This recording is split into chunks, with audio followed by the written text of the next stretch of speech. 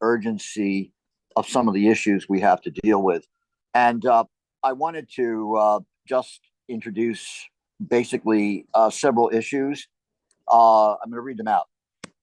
First of all, I will do a quick introduction, and then we will talk about the consent decree that just was signed by Pacifica with the Federal Communications Commission. Following that, and this pertains not only to New York, but all the Pacifica stations, there are now new rules about raising money. So very different. And right now there's a retooling process going on in New York. And I wanted to spend some time talking about that. But I also wanted to have us talk about what to do and in general. And the key thing is that we're living in a situation right now, which I don't have to tell you, I'm 74 years old.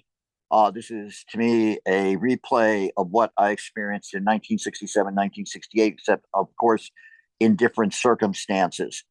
And I wanted to just share with you before we get into that other issues that were raised, and we can get into that later, because I really want to spend time creatively thinking about, okay, how can we take advantage? How can we sort of go with the flow and lead and surf on what we're seeing happening right now?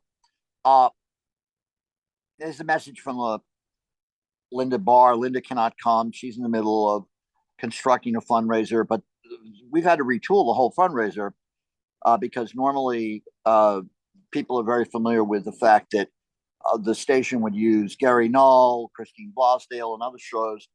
And that was the subject of this complaint to the FCC. It was made 2 years ago by people in California under the aegis of the Pacifica Safety Net. I'm not going to get into a debate about this or that about it. I felt that what they did was despicable. That's my own opinion. But the result of it now is we have to deal with the consequences of the consent decree, which I'm going to put up on the screen in a few minutes. One of the things that Linda writes here is she's focusing on the upcoming schedule and also how to create new pitch shows. She has, by the way, been able to connect with more young people at various universities to report what's going on. So she did a little piece on City College on what's going on there yesterday. Now, Bruce Grief, who's a member of the Community Advisory Board, also wrote a number of things here. I'm going to read them out. Here's what's wrong. The 2014 grid is at 80% the same. Another useful Columbia 1968 to today, the WBI situation. What was the average age of the WBA people in 68? These same people are still largely around. We've aged out. Producers, staff, listeners, and members. The GM and the PD are doing the same things they've always done and hoping for different results. Maybe they don't know what to do. They're worn out. They've been bee stung. So often they just hide. They're just waiting for it all to be over until they're really, really willing to change what they do and allow other people to participate. And heaven forbid, make decisions and do things that there's no point discussing what we could do. If every new idea is, oh, there's a million reasons why you can't do that, or we've tried that, didn't work, we don't have money to pay for it, instead of trying to make it work, people will take their enthusiasm elsewhere. Leverage the dissatisfaction of young people, how they feel, give them a space for the new voice. Leverage the Twitter feed, collaborate with WKCR and other radio stations. That, by the way, is going on, as we speak. I should add that Linda dealt directly with WKCR. For those of you who are not New Yorkers, WKCR is the radio station of Columbia University. She was up there and bringing them on. I myself went up to Columbia and talked to them directly and told them they were being threatened by the university to be taken off the air. And I talked to several of their people in the staff and said, we will 100% back you if they do that. But that's all been underway. There's a lot of things that have been underway that people aren't aware of. Bruce is talking about replacing Democracy Now! With live call-ins from the demos. Let kids all cooperate with the grapevine, find somebody to hand out flyers at the demos. He is critiquing the newsletter as a disaster, talk about upcoming shows, not last week's. Barter small ads in local newspapers. Local journalism is hot. Interview the publishers on the air. And other issues that Bruce can get into when we further get into this debate. Now, what I'd like to do first is talk about the consent decree, and just keep in mind that um, the reasoning of the Pacific National Board was basically that to fight this would have cost literally tens of thousands of dollars, which we do not have. And I'm not, again, I state what I have said in open meetings. I consider what occurred regarding Gary Null and Christine Blasdale despicable. And I have no bones about saying that. These are people who have worked for years and raised money. However, we have to deal with a new situation. The new situation is that for the time being, those shows are off the air. Now, someone said to me, well, Gary quit. Well, Gary's quit a million times. And the practical results of Gary quitting are that we have in New York experienced a 35 to 40% drop in our gross revenue. Now, the way that show was constructed from 12 to 1 with Gary, it preceded the show that has a paid staff member in it, Lenny Lopez. Now, Lenny is controversial to some. Lenny, when he was at WNYC Radio, had 75,000 people an hour. We've not realized that kind of advantage with Lenny. He gets about 5,000 to 6,000 people an hour. But with Gary removed, that audience that normally would listen to Gary is gone. In that slot is Democracy Now! So the problem of the flow through of the audience into Lenny's show is disrupted by that change. Lenny has the largest amount of WBI buddies of any show, but again, that has been affected by this situation. Now, let me bring up the consent decree. I'm going to just go over some of the aspects of it. This was signed and agreed to by the Pacific National Board. It's adopted on April 23rd, just a few days ago. And it's a response to this a petition that was done in 2022, basically making assertions about Gary Null, Christine Blasdale, and Off the Hook as essentially violating FCC rules about how you can actually pitch shows on the air. So the order is that we are now under a compliance decree, and we have to pay a fine of $25,000. It has to start within 30 days after the agreement is signed. So that means we have to come up with $5,000 in May. And frankly, considering if any of you have looked at FCC rulings with other stations, $5,000 is $25,000 is actually not bad, even though it could have been a lot worse. It could have been a couple $100,000. So that is what's going on. And as I say, the judgment of the board in the majority was that to fight this would have simply cost a lot of money we don't have. We would have had to come up in 10 days with literally 10. We had to come up with 10 years of documents to the FCC, which is very mind-boggling to do. So there are many reasons why practically it was a better solution to just do this. And, we can talk about that coming down the outside of this. Now, what it means is that here is some of the legal aspects of it. Again, this is commonly available. This is a public document I'm talking about. This is on the FCC website. And the sponsorship rules are pretty clear. The FCC has made it clear starting from 34 on. The broadcast stations have been required to identify on air the sponsorship of any paid program material that they broadcast. And that was where the whole issue of this, the question of these particular shows was brought to the FCC as a complaint. They clearly been listening to us. There was literally hundreds of pages of documentation. This was drafted by lawyers who knew what they were doing in terms of communication and entertainment law. And again, my opinion is that it was a direct hit on us for whatever reasons they have. My personal feeling is this is to further set a situation up where down the road we'll have a swap and sell option coming up to New York because it's going to impose a lot of stuff. But people are responding to this rather resiliently. As I say, Linda is now on, we have to retrain everybody in terms of pitching. Now, the underwriting laws are different. They will be carried through with a compliance officer and a manual. So there will be a construction of a compliance manual and training. And I personally think the training should be as broad as possible. That's why I will talk a little bit about some of this with you all today, because I think the listeners have to be trained about this as well. Um, Now, the question here is the orders adopted. The date will be as of the 23rd of April. And the investigation, many of you may have seen the letter of inquiry from the FCC. That investigation is stopped. And our license is renewed with a 2-year extension.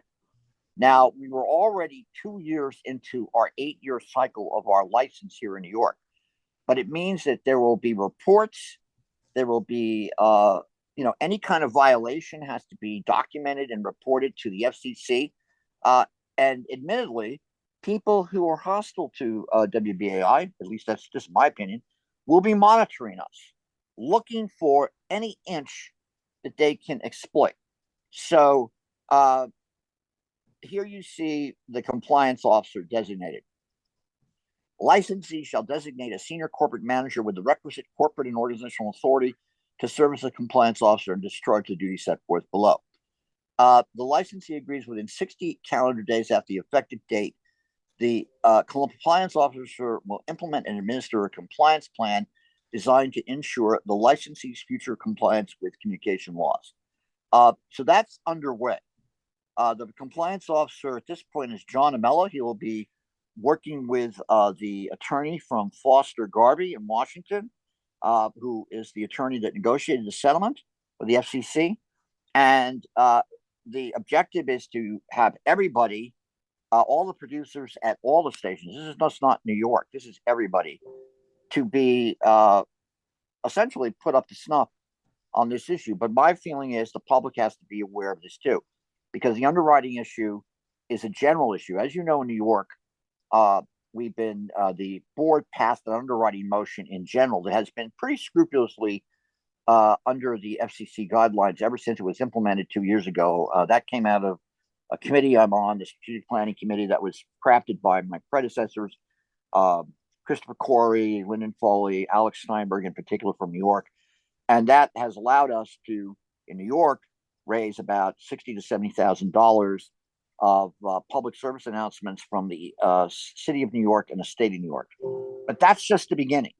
So again, it's not a silver bullet, but it can certainly allow us to gain more money. So, and that's all for all the stations in the whole network. But that has to be clearly under the FCC rules. And it's very clear the rules of that are separate from the problems we're dealing with here that result of the complaint. Everybody's been pretty clear that, there's lines of authority. They go through Stephanie Wells, the executive director. They go through Arthur Schwartz, our general counsel. And any kind of agreement of underwriting has to be approved by them with the stipulation that they're under these FCC rules. So that's different than what we're talking about here. Now, there'll be a compliance training program that, as I mentioned, will be developed. And, consider this, frankly, a step one in the compliance training program, because we're going to go over in a couple of minutes some of those issues. They'll be reporting non-compliance. So, it's not, some people, look, I was listening to somebody talk about how they've been trying to retrain some of the producers. Some producers are completely trained in pitching. And so to teach them how to do this again is in a different way. It's going to be a task. It's very hard. It's, I was listening to somebody, I was sort of laughing because this particular person has pitched certain type of shows, and it's going to be a whole different environment to pitch under the kind of things we have to do. But it's not the end of the world. The reports have to be submitted 90 days after the date that this agreement was signed. So there will be, in 3 months, reports that have to go on and get reported to the FCC. Again, this is a public document. Now, as I say, we're going to pay $25,000 in 5 monthly installments. And the payment, has to be on the first of the month, et cetera. So this is a separate expense that will be imposed on the station. And it's sort of set out in the decree. Now, that's to the end of that. Now, let me just compress this with the question of what are the new rules? Okay. And I'm just going to give you a little bit of this is a memo that was sent out throughout the system. This is a little bit of what's different about this. The language. This is from Brad. Brad is the attorney from Foster Garvey. He's the overall person who will be training and coming up with a compliance manual that will be distributed to everybody. Do not use language that is overly promotional and competitive in nature. Fundraising is to fund the station, not to sell thank you gifts. Secondly, comparative or qualitative language, hyperbolic language, great, best, better, better.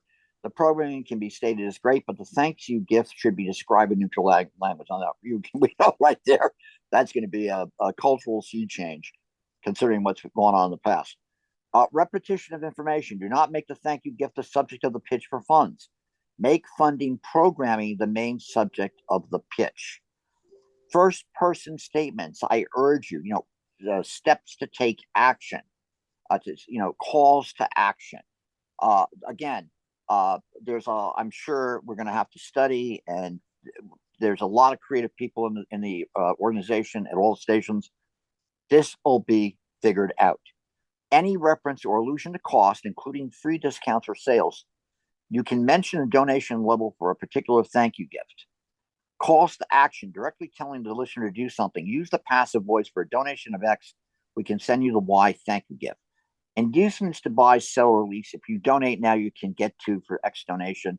There are only 3 of these thank you gifts, like this kind of stuff. So this is a sea change in how the station will operate.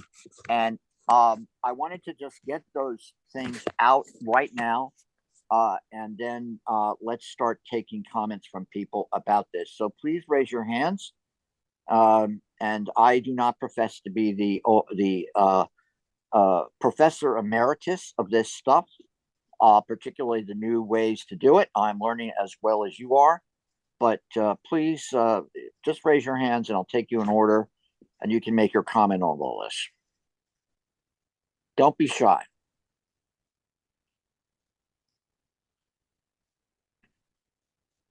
All right, I've met with resounding silence.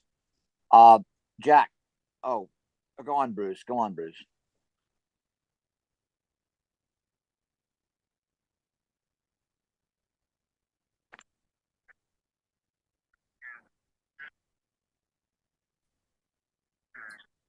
Right.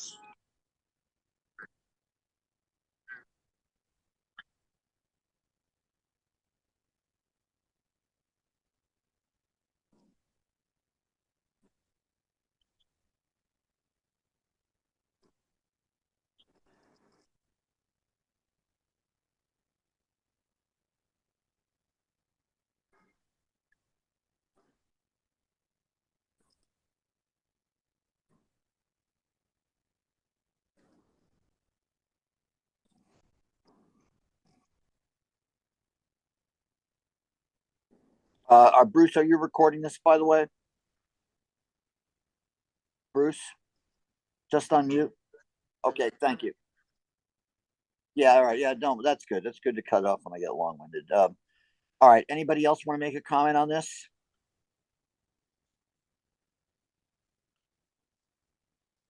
I can't believe it. I know how verbose some of these people are here.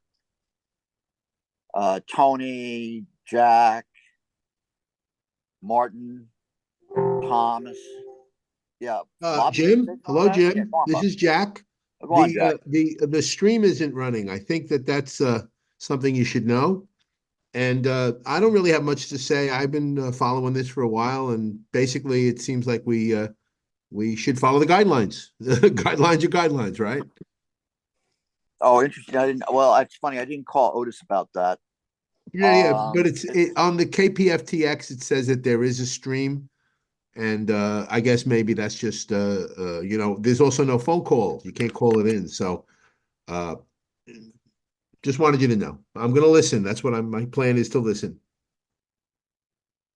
Um, Joyce says, saying there will be a sea change in how on-air pitching will be done in order to be compliant. Yeah, you're right. There is going to be a sea change. What will the ED do with a compliance officer who allowed these violations to occur and persist year after year? Well, we're starting afresh, Joyce. That's the whole point of the of what occurred, and there's no doubt about it that it is a sea change. Now, and let's see these other points you're making. Hello, why are so few here? I didn't hear any announcements. Is the station manager even supporting this album? Yeah, the station manager is very busy. And again, we can do another town hall. Like it's not the end of the world. Why isn't it on Pacifica's own website? Why has the PNB chosen to keep this effectively concealed? By the lack of transparency, surely this stock should be on the page at pacifica.org. It actually is on KBTFX. But again, we'll do it again. It's not a big deal. Why hasn't announced it on air that its FCC broadcasting license has been renewed? That would raise morale. Yes. So why keep this good news effectively secret? Odd. Okay. They've been basically pretty overwhelmed this week. Let me just finish, Martin. Martin writes, I'll bring Martin in a second. Jim's just saying there'll be a sea change in how, blah, blah, blah, blah. What will the ED do with the compliance officer allow all these violations to occur and persist year after year? My understanding is that we're on a fresh start here. But anyway, we can, you're more than welcome to unmute. But Martin, go on, Martin. Just have to unmute, Martin.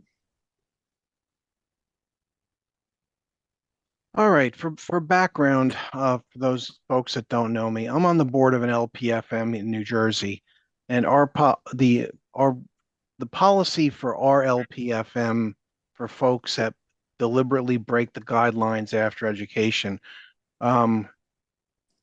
we self-report to the FCC, let them know. They're then they lose their live privileges, meaning everything is on tape delay for them. Second time, if it occurs, they're separated from the station. It sounds draconian, but it does not put the license at risk. And this is what our meaning my LPFM's licensee, our attorney advises to do. So there is, you're given one chance, you blow it, you're gone. All right. And I have a feeling that something like that will occur. But the problem, as you know, Martin, is that frankly, the vast majority, overwhelming amount of producers are totally unfamiliar with any of this. This is all new for them. So this is where there's going to have to be a serious education process. And who's making that noise, please? Paul. I can't get rid of this.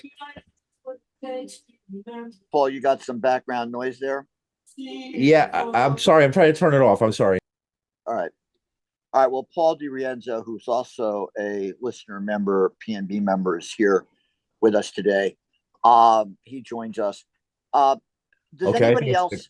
Yeah, go on, Paul. Where you want to make some comments about all this? Well, I'm sorry I got in a little bit late. I'm doing a couple of things here. It is Sunday, and but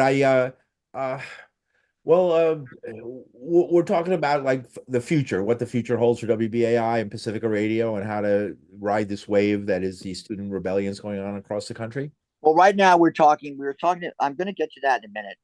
I want to first get your impression about the consent decree, which was just reached, and then these new rules about how to pitch, which are in congruence with the FCC. You just heard Martin Flynn. Martin Flynn is on the board of an LPFM station out there in Jersey, and he's described how they're adhering to these rules. But go on. Yeah, well, there's a lot I don't understand here, Jim, and we have to get this clear because being even on the finance committee and having this explained to me and reading it, don't exactly know what they're talking about half the time. I mean, what do they mean? What is the difference? And we have to be very clear on that between a product that's being sold on the station and which is totally prohibited and something that's being offered as a premium and which is legal under the thank you gift legal under the rules. I mean, we have to really get down to what exactly the difference is because heck, I've been raising money on BAI forever. They could have used my name. I mean, how many times did I use like the I Became book, which I wrote and my name is on? I didn't get a penny. I did. I got $10 a book, which and then so we sold it for $150 a book. I mean, am I held responsible because I got $10 a book? That was what the cost of it was. It wasn't profit. I mean, that's, is that wrong? Would that be improper? And then if that's improper, what is proper? And how do you say it? And how do you log it? And all those kind of things. There's a lot here. I mean, we've been doing it this way and nobody ever raised a word about what we were doing. It went on and on for years and years until all of a sudden somebody had to stick their nose in our business. Right. That's where I focus on. Who stuck their nose in our business and why?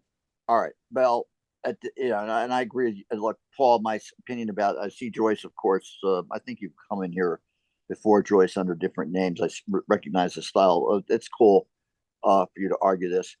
The the whole issue of Gary Null's been fought. I mean, look, anybody from New York who's been on the air here, who's been involved in the station for a couple of decades, like a couple of us here, this debate about Gary Null's been going on incessantly, way, way beyond anything that any of them experienced. And the question now is that we have a consent decree. It's going to, it just means we go start afresh. And frankly, what it's talking about is really at issue with what is the most important thing. The most important thing is the content of the programming on the air. And if you look at the issue of how you pitch, it's stressing the need to talk about you're supporting the programming. The thank you gift is sort of a add-on to that. So that's not the worst thing in the world to have to adjust to, frankly. But go on, Bruce. Go on, Bruce.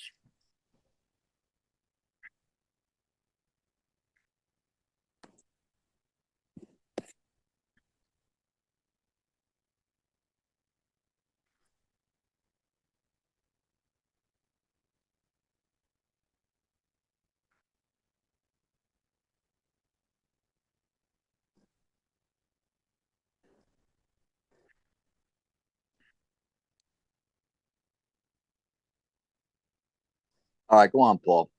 Yeah, because I've and I work with people who we did a lot. Robert Knight was a great pitcher. Dennis and I did it a lot. I raised a lot of money at different times there, and I've seen other people raise a lot of money. And every time we raised large sums of money, we had a very dynamic pitcher who got up there and through combination of music and exhortation and political stirring people up and all that kind of thing, we build an emotional tidal wave, a tsunami of emotion that leads to large sums of money coming in very quickly. And that was the real secret to what we were doing rather than you kidding? Let me just finish. I'm just finishing now. So are they saying we can't do that anymore? We can't use these emotional breaks in order to drive donations to the station anymore, and we have to do everything by dry, pre-recorded, running it over and over again? I mean, that's not how you raise a lot of money. Well, again, I'm thinking out loud with you, and I'm glad that we have Joyce here and the Pacific listener, whoever they are, to sort of break our chops. Thank you. I think that the stressing of the programming. I mean, I could see people getting effusive and getting all emotional and riling people up about, well, let's listen to the China shows we have and go through all the different shows on the grid. And by the way, and after all that, we're reinforcing the programming, right? The content of the air. And then we talk about oh no, that's not inaccurate. I'll get that. Joyce just made a comment that's inaccurate. Read the consent decree, Joyce. They're renewing us. We're just under a 2-year rule here, so that's inaccurate. And again, read the content, the consent decree. But then at the end of it, you intermingle, and as a thank you gift for your support for our programming, blah blah. So in other words, it's putting not the premium itself, the product itself, as the main thing to emphasize, but the programming the station. And frankly, what the hell? That's not the worst thing in the world to figure out how to get effusive about. But yeah, Tony writes pre-recorded doesn't sound dry. Listening to NPR does its pitch might help us stay between lines. Good point. By the way, we're going to start to get into that in a minute. I'm going to shift this, but does anyone else? We can always bring this up again. Jim starting afresh sets up Pacific and BI to fail yet again. Well, I don't think so, Joyce. There's a lot of attention to turn it around. We just literally had a fundraising drive which raised about 90,000, and half of that money was from big donors. So I have to question. People are very conscious of the bills. I have been always very conscious of the bills. I've been one of the most vocal public critics of the grid, bar none, for a long time, for several decades. I've not hesitated to critique it. So I always laugh when people say I'm the big defender of that. That's a bunch of BS. And anyone here who knows me well knows that that's BS. I've been the first one to point out that the grid, it's unacceptable to have 30 to 60,000 people a week listening to the station. Okay, simple as that. And that's where I agree with the people in the Pacific and the safety net and all those other people who criticize us all the time. That part of it, they're right about. You can quote me on that. They're right about that. But unless, again, so this issue of the fundraising and how to structure the pitching is a very important thing to do. It's very important to do, and to figure out how to do this creatively. What's that, Paul? You look like Emperor Hirohito or something like that. Anyway, Bruce, go on, Bruce.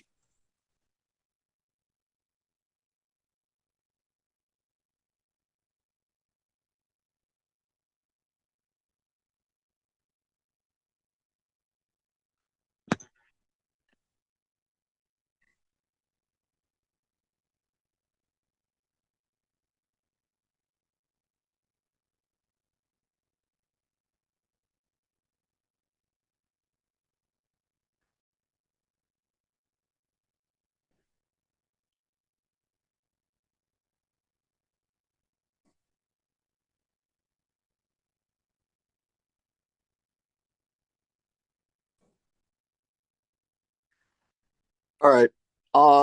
Does anybody else want to make comments on the pitching? Because obviously this is going to be an ongoing debate.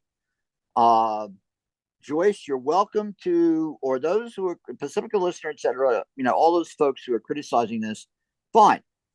What is your solution? I'm happy to see that. And again, the consent decree, which I will put in the chat, so people can read it for themselves and judge for themselves as to what it says.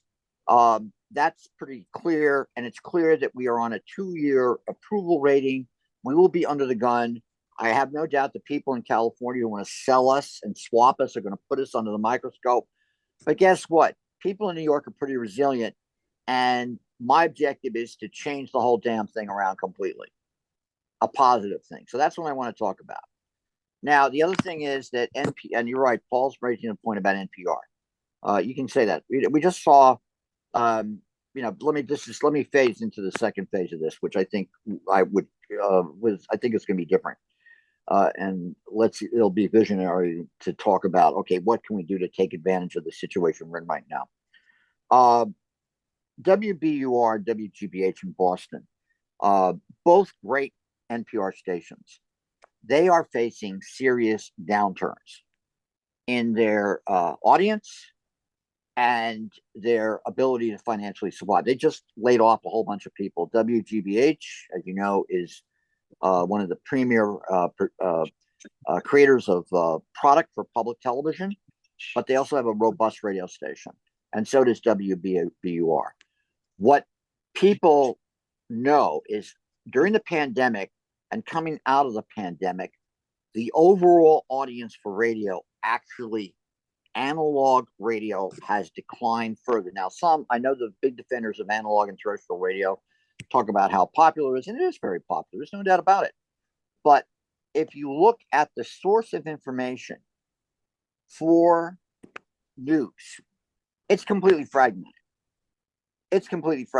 And so this gets into the question of what we're dealing with right now with WBAI and Pacifica in the context of this new situation. politically we're in. Both Paul and myself, maybe others, have actually gone up and seen firsthand what's going on at Columbia University. I'm going up there as an alumni. I've seen it firsthand. The alumni, they don't care who the hell you are at this point. They lock the whole damn place is locked down. But it certainly reminds me of Tom Hayden's famous piece he wrote. SDS used to have a little button, paraphrasing Che Guevara, 1, 2, 3, many Vietnams. Well, Thomas Hayden wrote an article in Ramparts, 2, 3, many Columbias. And what's going on there is very interesting. It's sort of unique to the history of that institution in terms of its relationship with politics and also with the issue of Israel-Palestine. And so I've been seeing this issue boil up there for 45 to 50 years. All right. I've seen it evolve. Now that's true of all the universities in the United States. And I don't have to tell you, I was just looking today at the CNN poll about the election. If the election was held with Robert Kennedy running and Jill Stein and Cornel West running, about 20% of the vote would go to them, and Biden would be defeated by Trump. Now, all of us are quite aware of the fact that we're dealing with a situation existentially of as far as I'm concerned, a neo-fascist movement that he's leading, with him as its mouthpiece, that could dramatically change further the nature of this country in a right-wing reactionary way. I mean, I'm pretty sure most of us agree on that. So the question is, how does Pacifica deal with this? What are the differences today with what happened back then in terms of our ability to surf and merge itself into the movement and grow? Now, people have always been arguing about this for the past 40 years. They've all been saying, oh, you don't want to sit there and get into in the dealing of growing, and we're going to report on political movements, and we're going to essentially base ourselves on social and political struggle, and that's how we're going to grow. My problem with that argument is that in the past, when people have based programming philosophies on that notion, it's essentially created a situation that existed in New York. When I first started to do radio at WBI, Gary Null was responsible for 40 to 60% of the gross revenue. The shows that were, quote, the political shows that were, quote, lined with political and social justice movements, they didn't raise any money to justify themselves being on the air in the main. And essentially, Gary Null was a Linus blanket for them for decades. And I've said this many times. So the issue is, how do we take advantage of the situation? Because Pacifica in the past has generally grown and evolved with being congruent with social conflict and social justice movements. That's the growth of Pacifica in the 60s. The difference technologically is that FM radio was the cutting edge at that time. It was the cutting edge. People forget that the FCC ruled that the stations had to create, AM stations had to create other stations that would allow content. And so there was rules that the FCC initiated with this cutting edge technology of FM radio that were unique to the 1960s and essentially created the community radio movement. That does not exist the same way today. Social media has replaced it. The source of cable news, all these different factors are different today. But let's now launch into this issue. What's this period like? Can we, in a sense, renovate ourselves? And let's see. Joyce once again wants to talk about this compliance issue. Okay, we'll deal with that in a minute. Joyce, go on, Paul. Hang on. Yeah, I just wanted to say that this is a myth going around that WBAI has failed or Pacifica is failing. Nonsense. We're going through a rough patch. We were doing great up until 2008. And we were making tons of money and doing great, and people loved us. We had a huge audience. There were problems that people should have been focused on that they saw beginning to happen back then, and they refused to focus on those, like digitizing the network and the station. It is not failing, all right? And what happened was it collapsed in 2008 with every other business in America when they had the collapse on Wall Street, and that the problem, and that nobody's been able to figure out a way to rebuild. But these student demonstrations are handing us on a golden platter how to rebuild, because and there's getting resistance from Pacifica people, management people, or governance people that we don't want students because they don't have any money. They want like 35-year-old business people who will appeal to a NPR model supposedly, and then give us tons of money, which is nonsensical. Nobody has any evidence that would happen. They're just making that up, and they're acting like that is. I worked in radio, so many places in communications, and over again, you always had the group who says, "Oh, the magazine. We put more sex in the magazine, it would sell. If we were more cool and had a more conservative voice, we would get more people with money who would donate to us." What a bunch of nonsense! Nobody knows. Everybody acts like they think that's true. And there's no evidence at all that proves any of that is true.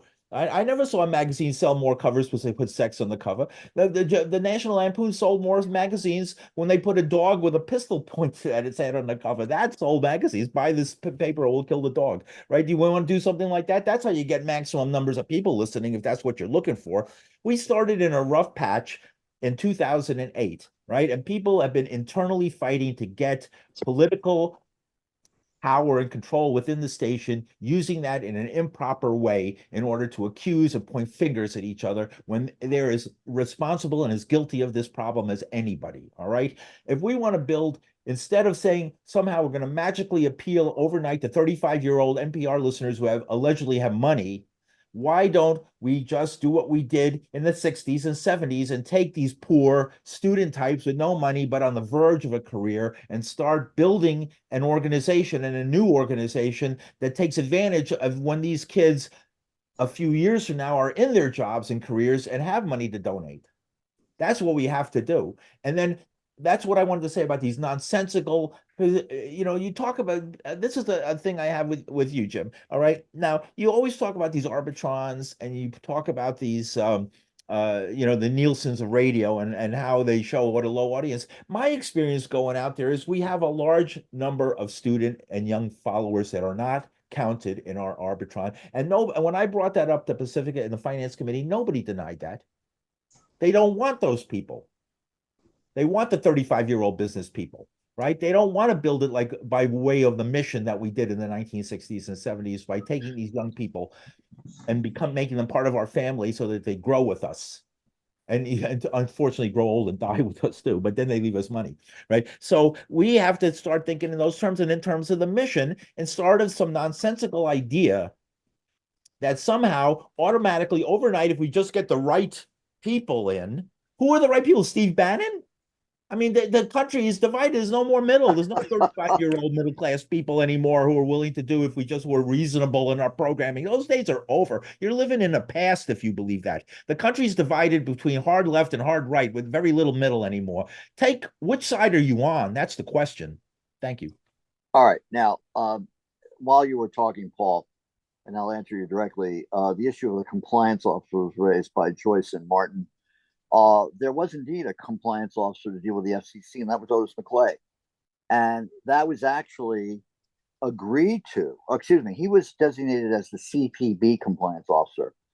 And that was part of the negotiation we had with the CPB, Corporation for Public Broadcasting, prior to, as far as I'm concerned, through incompetence and this is my opinion, absolute idiocy, losing the CPB money. Now that was Otis, and Otis is not here to. Maybe someone can call Otis, have him participate, and if anybody has Otis's number, maybe on a break I'll call him up and ask him to put us on the stream or whatnot. But that Otis McClay was the compliance officer. The question of the FCC stuff is indeed we're trying to handle this. Now, where I do disagree with Paul about this is that the decline. Look, we had 100,000 paid subscribers in 2004. We only have 30,000 as of last year. So that means we've lost 70% over the past 20 years of paid subscribers. And the amount of people, I was the chair of the strategic planning committee for 2 years. We had two strategic plans. One I published, one Stephanie gave. It's now a public document. We're going to go back over all this stuff. It's hard to strategically plan when you're basically in a constant financial, like a airplane shot in the tail, crashing to the ground all the time. It's very hard to do that. And the objective facts are that less people are listening to us, and that then results in less donations from the listener members, since we have a listener membership model. Now, I should say in New York that, we've been lucky. Paul made the point about, developing loyalty with listeners. One of the reasons why the deal in Los Angeles for the WKPFK building is such a good one is that basically we have a situation where the person there was brought on the air at KPFK in the 1970s when he was a young musician before he became famous. And he has agreed to, they're going to renovate the KPFK building, and they're going to let the station back in 10 years rent free. And that was a good deal, but we shouldn't have gotten into that deal to start with. We should not be in a situation where we're up against the wall and we're pressed to have to sell assets. And that is where I lay the blame in part on the situation in New York, which just has been allowed to go and not evolve into a positive situation for 20 years. Paul's right. We've always been begging for money. That's fact. But you know what? I'm sick of it. I'm sick of it. And the problem is that we beg for money to the point where it has now affected, where all the stations are affected by this. And this is the first time in the past 10 years, just a couple of years ago, we had three stations in downward trends: KPFT, Los Angeles, and New York simultaneously. Los Angeles is always like one of the better fundraising stations in the country, and they then plummeted in terms of the amount of money they're making. I mean, I know that Kim is on the phone. There may be people who are more familiar with Los Angeles than me on the phone right now, so they can chime in and correct me. But that is how it's affected us. So, and the KPFT situation was that when we got the Nielsen ratings, when Maxie Jackson was the program director, I remember the first Nielsen ratings from KPFT showed that they had 10,000 people a week listening to them. Now, that's pretty damn low. 10,000 people a week through a 168-hour grid, and that does affect the amount of money we make. So, my whole thing is, how do we get a mass audience? How do we build up, once again, in this situation to a mass audience? Now, one thing I discovered in substituting for hosts on that wake-up call slot was the first time somebody took a show I did with Gerald Horn and put it up on YouTube as a YouTube video. It got 7,000 to 8,000 hits, which again reinforced to me all the time what I've been arguing, that we have to sit there and basically we've not innovated, and that's something we have no choice to do. We got to innovate right now. We've got to do it. If it's without resources, we got to do it, but we got to start doing that now. That's one of the ways to get out of this mess. All right, enough. So I'm sure other people have comments. Paul, let you and me shut up for a bit. Let other people talk. Okay, yeah. You got to raise your hand. Jack or Bruce or Tom, Richard. Thank you, Richard, for joining us. Richard's a board member, national board member from Texas. Stanley, Lee, Joyce, Carolyn. Jim, read some of the comments. There's people are commenting, but they're not writing comments, but they're not saying it. Why don't you read some of those comments? All right. Okay, so let's start with Joyce. Jim is saying that BAI's FCC licenses are new. That's not what the FCC webpage says. Here's Please read more slowly, more slowly, please. All right. Tony says pre-recorded doesn't equal dry. Pre-recording sounds like a good idea for getting approval in advance as one is learning. Pacifica listener, I'm no expert, but listening to how NPR does its pitching might help us stay between the lines. Bruce, right on, Pacifica listener. And they also do forward promotion and point to their other media properties. Martin sends me a link to the FCC on the nature of educational broadcasting. Remember, all the Pacifica stations are non-commercial licensees, so that's very different. Now, Paul writes, NPR is facing a huge attack from one side, and we would be setting ourselves for that if we are fools with it. If we fool, well, you can explain that better than I can. It was what I said earlier. It's just what I said earlier, and I'm sorry I wrote it very quickly, but I'll just explain, saying that listen, the main thing I'm trying to say is that back in 2011, we could have involved more of the Occupy movement, but everybody thought they were just stupid kids, and that it would be detrimental to our plan to get these non-existent 35-year-old conservative moderate funders to give us money, like never in a million years. Right. And I should add that Occupy was down the street from WBAI, and myself, I know Paul, I know Tony, a lot of us went down there. We actually were letting those guys come and use the facilities at 120 Wall Street to sleep, to clean. I mean, I brought guys And upstairs. Jim, let me just jump in. Yeah, no, let me finish that idea. Yeah. These people, if we had had them in back in 2011, would have been direct connection to the people in Colombia and other places in this youth movement. And we missed that because we didn't do it, because we didn't respect these people. That's true. But remember, we did bring them on the air, but then there was a big battle that occurred. Yeah, they got them off as soon as they got them on, exactly for the reason I just said. Well, they actually occupied the station to put Tony Bates on again. But anyway, Martin, go on, Martin. All right, I do have a question, and this is based on firsthand knowledge. There's a big difference between a CPB compliance officer and a corporate compliance officer. The corporate compliance officer has legal standing to remove shows from the air. I don't think Otis ever had that. And just it's an important nuance, not to get bogged down in the details. So we never had a corporate compliance officer. If you're telling me Otis was the CPB compliance officer, we never had a corporate compliance officer. All right. Well, all right, Martin, what, okay, let me clarify it. John was always the FCC compliance officer. He always would take, And he was the one who was monitoring the FCC issues. Otis was monitoring the CPB issues. Go on. So here's the thing, that's never been publicly listed because the corporate compliance officer, by legal definition, is a board member. So, my elder sibling is a corporate compliance officer for a major healthcare system. So I'm a little closer to this than most people. And if indeed we were doing something out of line with the regulations, and assuming that John was the legal corporate compliance officer, he, we didn't pull the programming that should have gone away. All right. Fair points. Again, I wish I don't have the time to call Otis up, because it'd be interesting to get Otis to participate in all this. But again, how do we, okay, so Paul's talking about the need to, I personally think at some point, young people should take over the whole damn thing.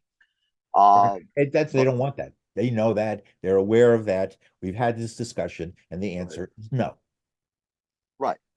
Well, that's because they think this is 35-year-old people with money in their pockets. If we just moderate our mission, we'll get their if we moderate our message, we'll get their money. And I believe it's total fallacy. All right, and we know that. Okay, so go on, Bruce.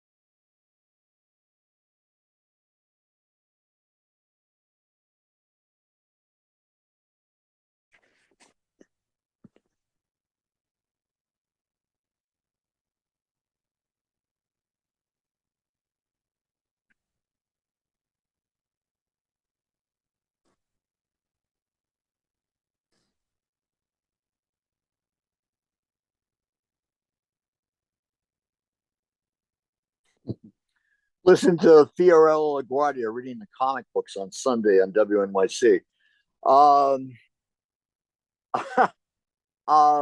I guess, and then yes, Joyce, I do agree. 5 fiefdoms, absolutely, in describing the way the stations work. We have agreement on that one. Now, again, again, we're dealing with a situation that is politically, look, most of us here were teenagers in the 60s. So it's of course deja vu, if you will, although it's deja vu differently. But what do people think? How can one grow with this situation? Paul. I know Paul went up there. He was been doing reporting. Linda had stuff on City College yesterday. The encampment they have up there. But again, you have this situation throughout the entire system where, and I will say something that, based on me, we actually got the data from KPFA. We've got some very detailed data finally after all these years. And it's interesting. Their news shows are the equivalent of Gary Null in terms of audience, at least in New York. So there's a reason, of course, why they're always screaming about the news, the news, the news. They get a lot of, and again, it's the Bay Area. Okay, it's the Bay Area is a unique part of America. My mother moved out there in '68. She worked for the city of Oakland, so I would go and visit the Bay Area all the time. And frankly, I'd go listen to K-Son before I'd listen to KPFA. That was the best rock and roll station I ever heard in my life. But it's a different situation culturally out there.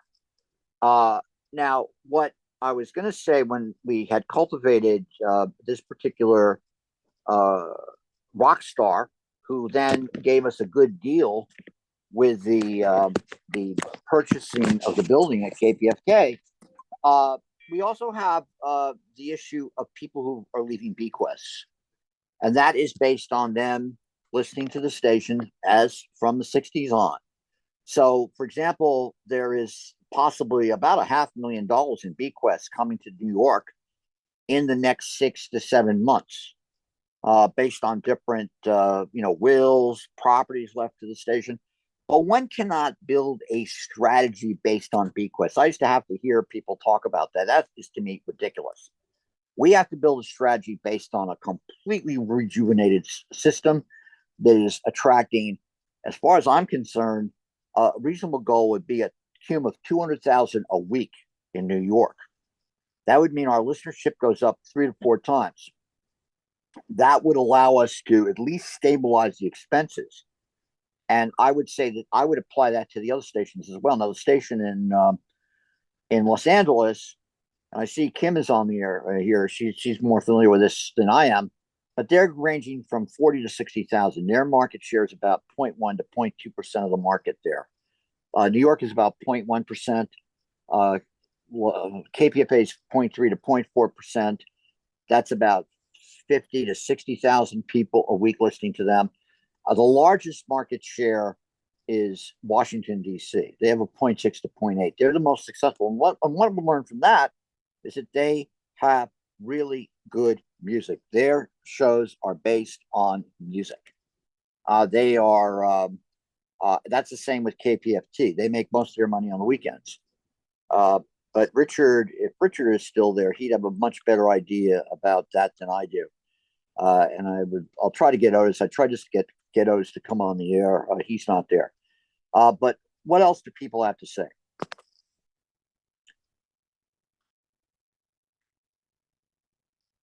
Go on, Jack. Yeah, Jim, I'm afraid that the problem is kind of like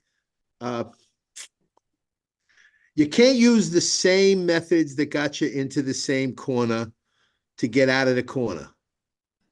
And what Paul said before is not only accurately correct, but unfortunately is probably like the postscript to why we've lost such popular audiences in all the network outlets. I think our greatest strength is the affiliates, because the people living out there in the middle of this wonderful country of ours aren't getting what we offer.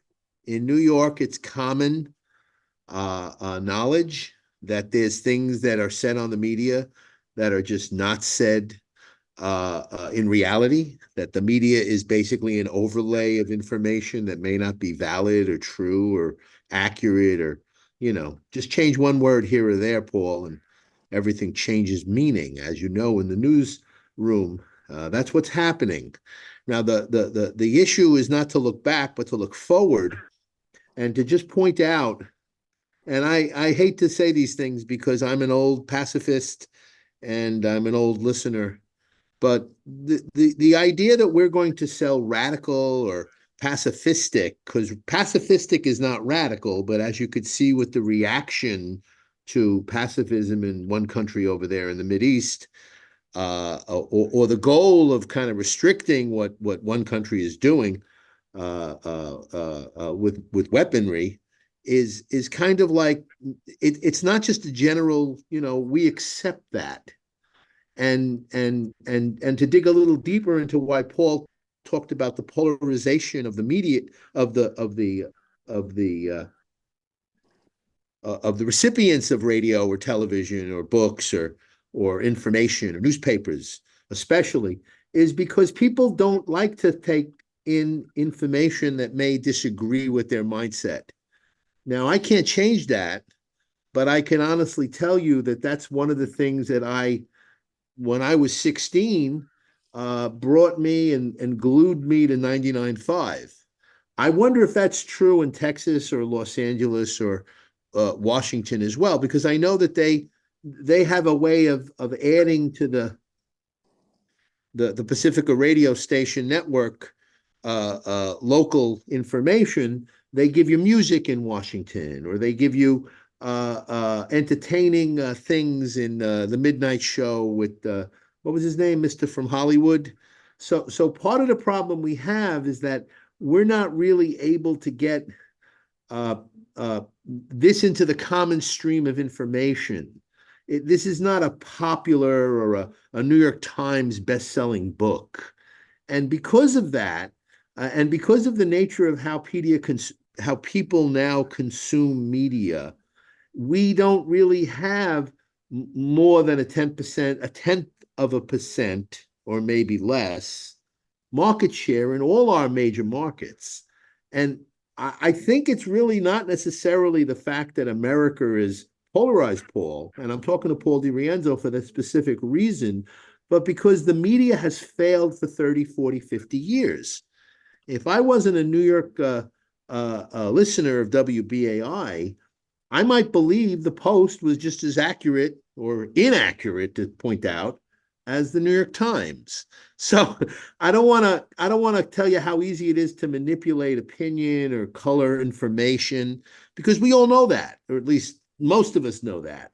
But I get the feeling that people in this country are not only tired of being channeled into bins, or a comment that John McDonough made this morning at noon about Russell.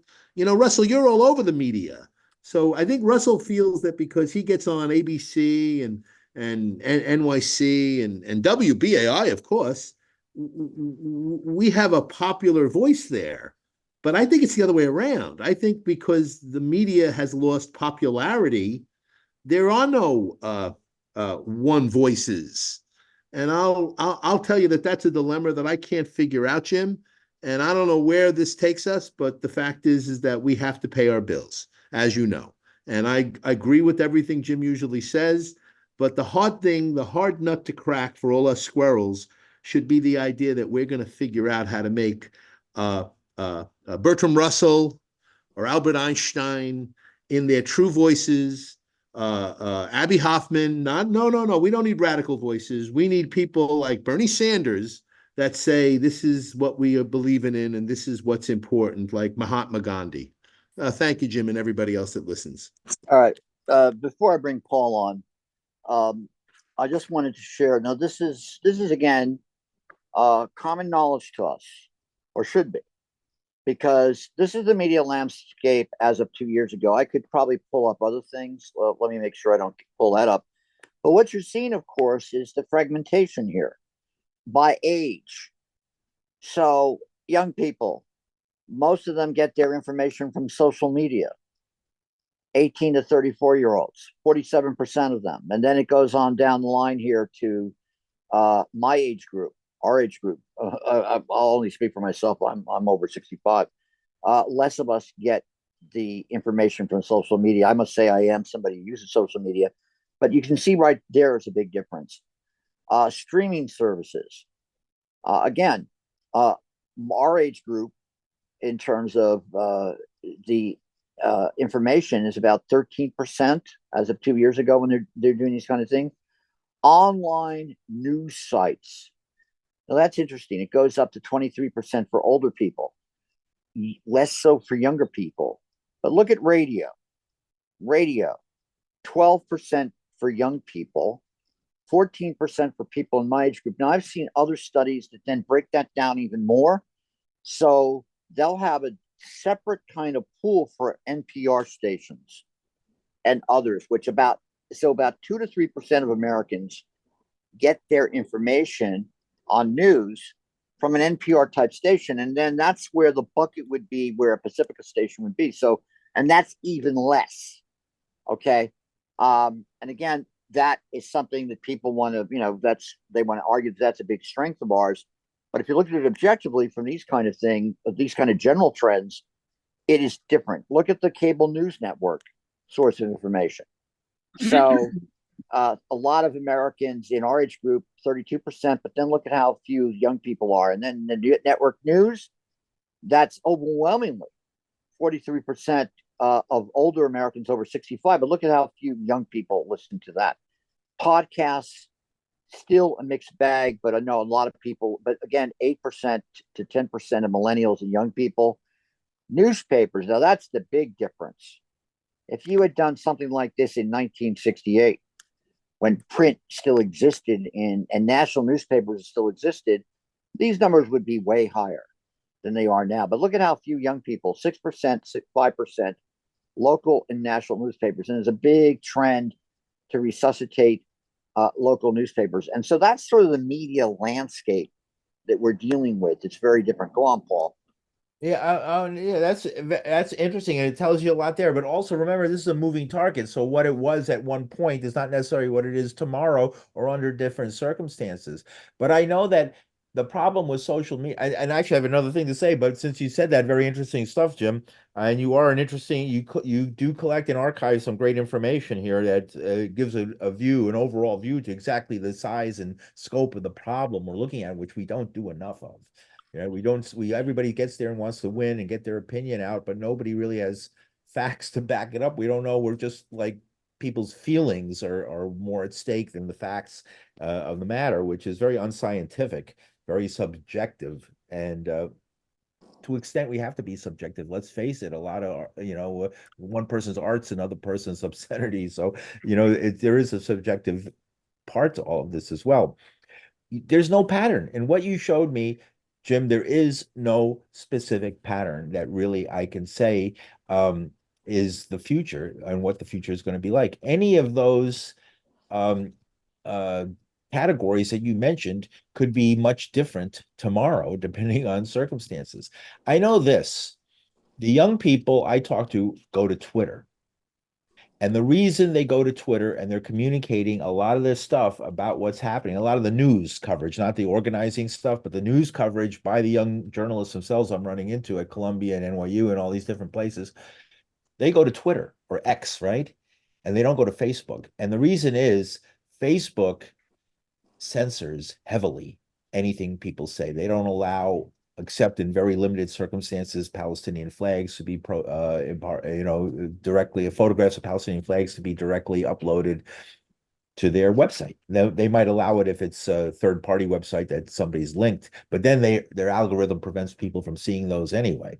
So if you want to directly go to Facebook and use Facebook as your outlet, forget doing anything that's too pro-Palestinian. They are absolutely following the government line on that. So the kids are going to Tesla, to Elon Musk, because Elon Musk, although a right-wing jerk, is, as part of his right-wing politics, opening up Twitter to any or X, right? To anything anybody wants to say, pretty much, as far as I can see so far. And the young people are using it, and you can see Twitter or X is full of this radical analysis of what's going on in the Middle East stuff. And you notice that people are attacking the government, and the conservatives and the straights are attacking Twitter, and they're attacking X, and they're attacking Elon Musk for exactly this. Also, TikTok. The real reason they hate TikTok is they say that, oh, China will get our personal information. That personal information is already for sale, and anybody in the world can and does buy it. That's a ridiculous non-starter argument. The real reason is because there's no American algorithms controlling the information on TikTok. So like all the stuff can be distributed on TikTok by young people regarding protests and different things that are happening, because some foreign country controls is not concerned with what concerns Congress, about what our young people are saying to each other and communicating to each other. The reason they want China out of TikTok is so they can get TikTok under the same algorithms that control the message on Facebook. And eventually they're desperately trying to get Elon Musk out of X. They want him out of there, so they can get somebody responsible into there who'll control it. So the power of radio is that, first of all, it's a way of getting podcasts a broader, because the problem we all know with the internet is, like, you have to get the people to come to your site, which could be any address, how do you promote that? And that's what I really wanted to say, is that the real question has never really been the programming, because I don't think, well, okay, we could find maybe we could find people with stronger voices, stronger delivery, more creative approach, better interviewers and all that kind of stuff. We could all across the board, but I don't think that'll matter, because I've never known BAI, for example, and that's what I know the most, to really depend so much on how talented the broadcaster is sometimes, and more about like their following and their friends and their connections and their world, bringing in their scene to become part of our scene. And people choose the leaders in their scene not so much by their eloquence, so much as that they like them, they're friends, right? So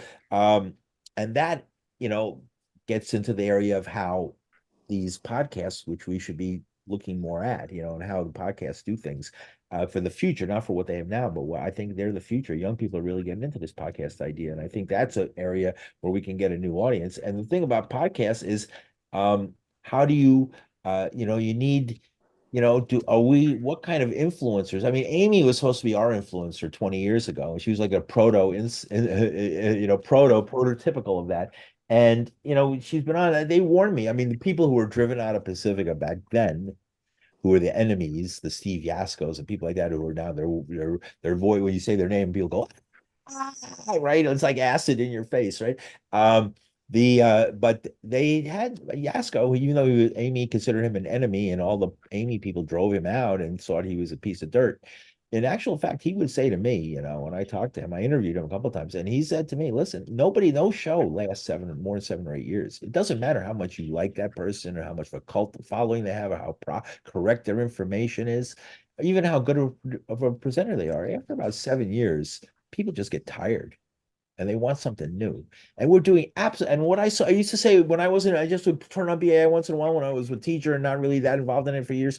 And I would say, they're not doing anything to what the mission statement says. I don't want to read from it, but if you look at the mission statement, what it says, and the mission isn't some religious book like I heard it read the other day as part of our LSB. Why would you read the mission in such a boring? It's like that Star Trek episode when the guy's reading from the Declaration of Independence, and Captain Kirk and he goes, no, this is how you read it, right? They're not focusing on not just the words, but the meaning and the interpretation of it, and that we're losing that kind of energy, and we need new influencers, all right? And can't just one person influencing. She's Yeah. in California, but it's not like it used to be, and it's not everybody takes it as a personal knock, and it isn't. It's just reality, man. You have to. It's a moving target. The audience. Thank you. All right. Now, I'm going to bring on Jack a second. I'm going to read some of what people have said. Bruce writes, Twitter, Instagram, that's where my 24, 26, 30-year-olds live. Mom lives on Facebook. None of them have radio. None of them watch TV. It's YouTube video and stream. Pacifica listener writes, what I'm hearing is Pacifica and WBI for sure has to release its hold on a past model of significant listener support to maintain a significant broadcast infrastructure. The governance has determined its listener base will be limited and small, and therefore its infrastructure should match that population. Expensive towers, premium frequency locations, and dedicated staff can all be released to allow a continued focus on the few and unusual that is the core audience being sought and retained. Bruce writes, I would bet most people access the internet or radio via their phone. Joyce writes, so WBAI's FCC broadcasting license expires in 5 weeks' time. Every time a transmission problem occurs, more have to go online to listen. I do use a net to time shift, etc. Carolyn, you were unmuted. Did you want to say something? Oh, yes, I certainly do. I was just writing you to ask if you Go were. on. You just have to raise your hand there. Come Oh, on. I didn't know how to do that. I just unmute. What do you do Okay. after you? Don't worry about it. Go on. It's under more, Carolyn. It's Mhm. under the more, the three dots that say more. Oh, okay. Thank you. I'll go there. Go on, Carolyn. Anyway, one of my thoughts is how many people listening here are in cities where their universities are holding demonstrations? I live 5 blocks from Columbia, and I've been up there 3 or 4 days at a time. I was up there one day last week. It turned out to be the day, an hour before the big bust. I didn't recognize that the 200 policemen were there for something more than window dressing. But I think if we devoted an hour a day or 2 hours a day online to someone with a microphone interviewing people standing around. At Columbia, the back gate on 115th Street is available. You may walk up to it and ask to talk to a spokesperson from one of the student groups with a microphone and get some discussion there and maybe some discussion on the air following that. People like me who've talked to other demonstrators or to counter demonstrators might have a few words to say on air too. In other words, if we had a live show and we were an hour a day open for rebroadcast from everybody, including Columbia's own radio station, which is doing a great job, I think that that would be a good start towards encouraging other people to listen to us, people under 40, let's say. So I'm just making a suggestion. Here we are talking to each other, and there are a few people on the call who might perhaps get a mic and get out there and do what they love to do, which is interview demonstrators and their parents and their friends and their supporters. The streets were full of people the other day, hundreds of them on 115th Street. That's been cleared, but you can still get access to the students who are left on campus talking to themselves because they're planning. And what are they planning? If they have any sense, they're planning how to deal with the legal issues of students having been suspended. They're dealing how to change the curriculum, how to deal with the faculty members who have actually come out strong to support them at risk of their jobs, because how to deal with a president who is worried about her job and she lets the Republican speaker come on campus with his minions and people and get access where nobody else could get access. How do they do that? People need to know about those things. And I think if we had an hour devoted every day and invited other stations to copy and report what we say, and asked in turn if we could copy them and use a few quotes and say an interview or two if they're interesting from around the country.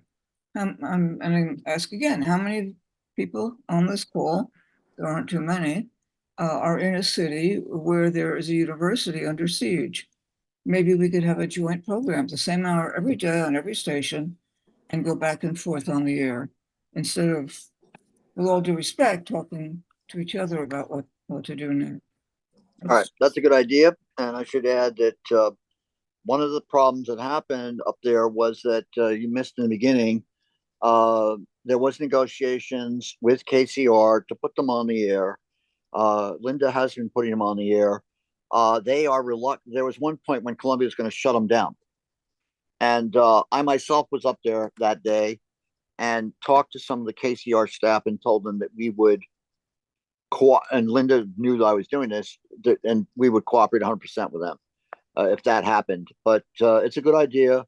Now, in terms of what the faculty is doing up there, I was in contact with Mahmoud Mamdani a little earlier. I was just going to invite Mahmoud to participate today. Perhaps down the road we can. He's actually been involved in leading the political education projects going on. He mentioned to me that there was a conference when before Edward Said died that was on the issue of apartheid in South Africa and Palestine in 2002. It was actually his last public speech, and he was sort of making me laugh because he said, "Oh, Jim, you asked a question at that time." But there's a lot of interactions going on, and the issue of going and doing that is a brilliant idea and one that I think all of us would back. Paul, I know Paul's been up there. He's got into the encampment. They have this issue where you can come in between 2 and 4. I don't know if you came in that way with a regular press pass, but those are great ideas, Carolyn, and we will transmit them immediately to everybody. I think everybody's on the same page on this one. Whether it's shared throughout the network is an interesting question. I don't know what's going on at Cal. In San Francisco, I think there's at Sproul Plaza. There's something like this going on in Berkeley, Los Angeles. Of course, we see USC, all that going on. Houston, I'm not sure what's going on in Houston. I assume something is. Washington D.C., we see that, and that, of course, we'd have to deal with our colleagues down at PFW. And here in New York, we know what's going on with all these different, NYU, City College, et cetera. So these are great ideas. I think, if I may, that we don't want to be competing completely with mainstream media. We might be taking feeds indirectly and directly, but also the kind of conversations that I've had intrigued me, and I think our listeners would like to hear that. I talked to, at one point before the bust, the visitors' pen was open, so people were walking in and out with and without cameras. And Really? I've a couple of Palestinian parents who had children who were at Columbia and were worried about the next exam and whether or not they were going to be thrown out if they didn't leave soon. And their take on what was going on, and women, Palestinian women, middle-aged, offered to dress me properly in a scarf, which I didn't have. But their point of view struck me as very interesting. And I have a feeling that focusing in on the actual problems that the students are having will lead us to, in greater depth, to what the problem is with the system in the United States.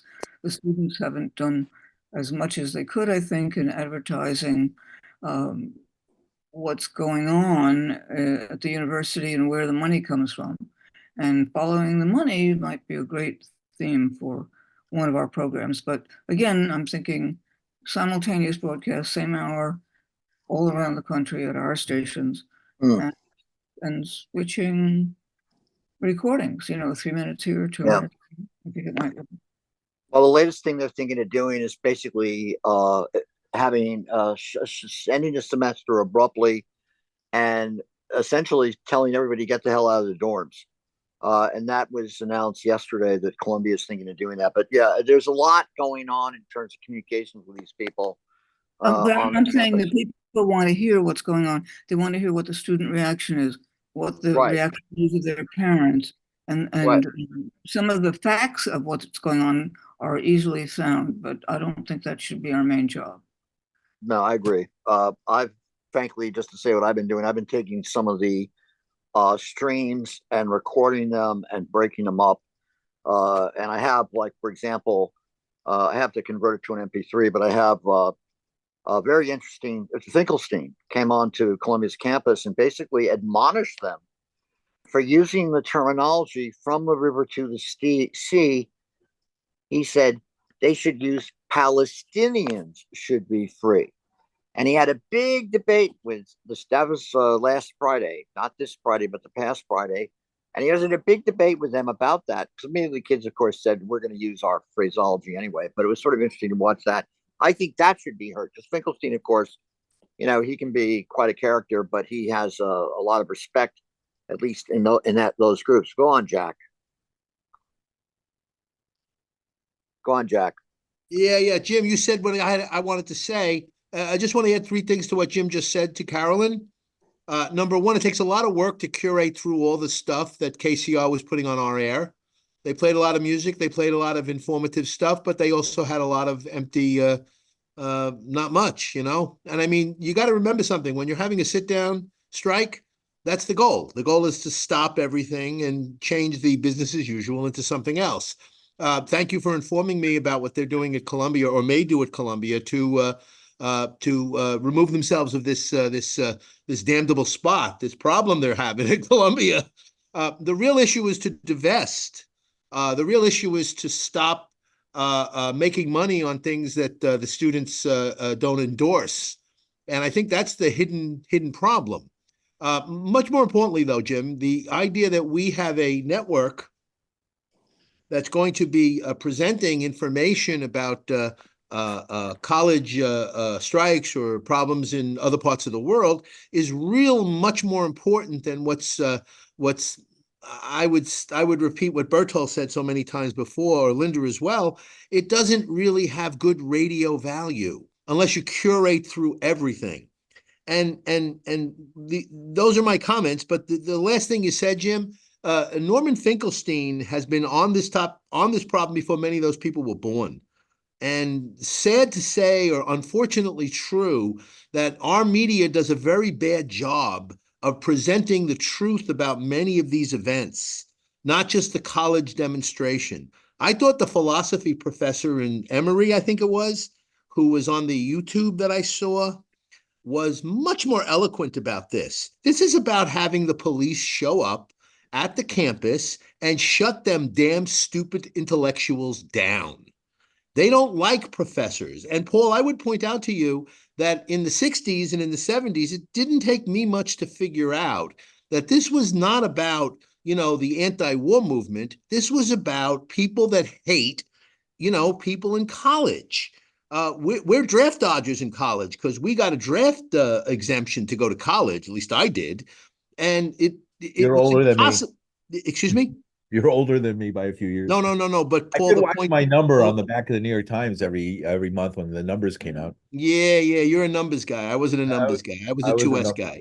But the point I would make to you about that was that in my university, when they started bombing Cambodia, was not going to shut down because they were making tons of money on war and oil. And my university was an engineering school, and we were all in for the money from, airplanes and oil and, engineering science. And I'm unfortunately the person that used to stand there and say, let's not close the university down.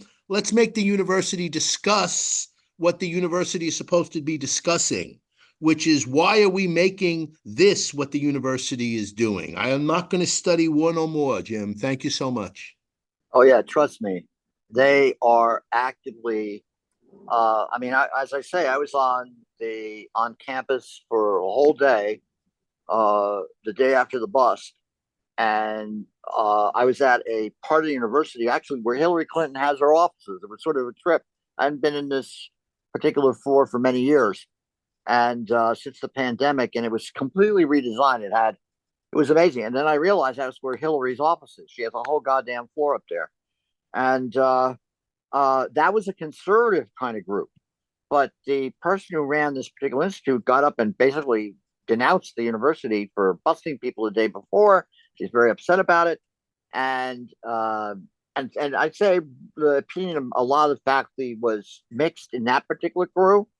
But I would also say that a lot of the students, as I've because I said I sort of blew my mind to actually have kids come up I know and start explaining to me, like, God just got arrested yesterday, Jim. That was on that Friday. Most of the students don't like the bust. That's where they sort of draw the line.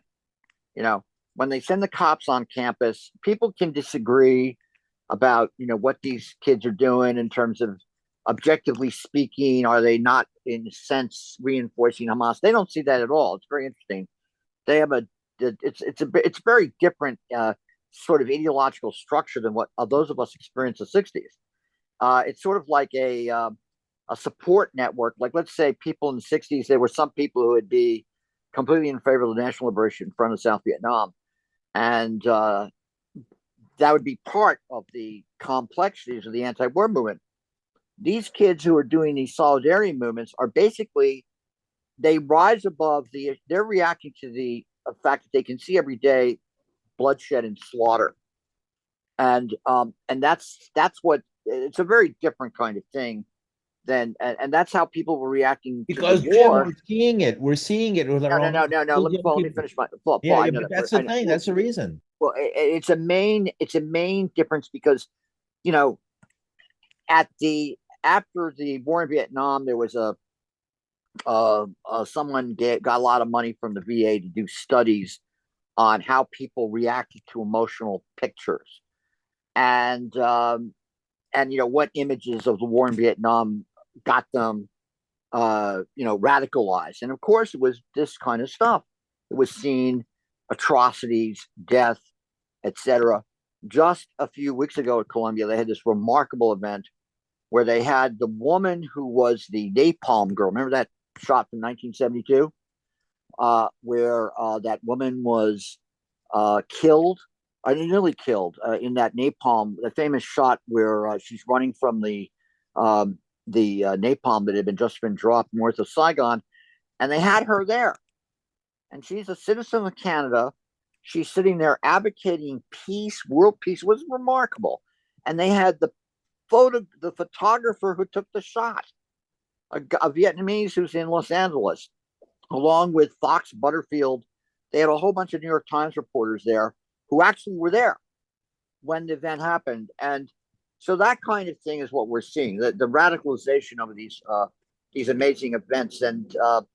And the question of solidarity network, which is what you see with them, I think is interesting because they've sort of, I didn't get into a big debate about Hamas with these kids that Friday because I have my own opinions about that. I've been covering the Middle East since 1973. I'm pretty well informed about the Muslim Brotherhood, and I wasn't going to get into debate with kids who were just got arrested. I said, "The hell with that!" I'll because they were just overwhelmed with that. But anyway, let me read some of the comments before people talk. I know Paul wants to talk. Okay, and yes, Joyce, yes, well done that the Pacific BA management offered airtime to the Columbia Student Radio Station. Excellent. Why do people think programming ideas from California have any traction in New York City? We're going to confront that issue. We're going to confront that issue a lot more. You could have some of the young radio staff from Columbia, NYU, CUNY, FIT do a show on WBA that's separate from their home station. Great idea. Paul, they don't have traction. Pacific Across America was a disaster. I tend to disagree with that on a different level. I think Pacific Across America is an interesting idea to emulate. So Martin says, so what if we had funding, would one approve of a creation of a WBI app? Paul, it's just a gimmick to get their shows on air in New York City for personal reasons. Yes, there's a financial crisis at BI, but what's the evidence? The latest station level data is through December, just gone. So nothing for the last 4 months for any station. The ED is necessarily flying blind financially. That's actually not true, Joyce. We have pretty good information as to how those stations are doing. Paul's on the National Finance Committee. I see the same data. And so everybody knows how much money the stations are making. Why hasn't the personnel expense been redirected to pay for both a CFO and a bookkeeping accounting function that produces timely station monthly statements, not just a net income one, but a cash flow forecast in the future? Not true. We're doing very well. There's always up and downs. This is Paul. That we should learn from to deal with that without firing. Okay, I think he's talking about when Amy left the network. You can clarify that in a minute, Paul. These actual statements are what the ED and the station managers need. They're essential. So if personnel have to be cut elsewhere, such as producers, then that's how it has to be. Otherwise, nationally irrational decisions are made because the essential data is missing. So when will a director step up and ensure this happens? This is Joyce.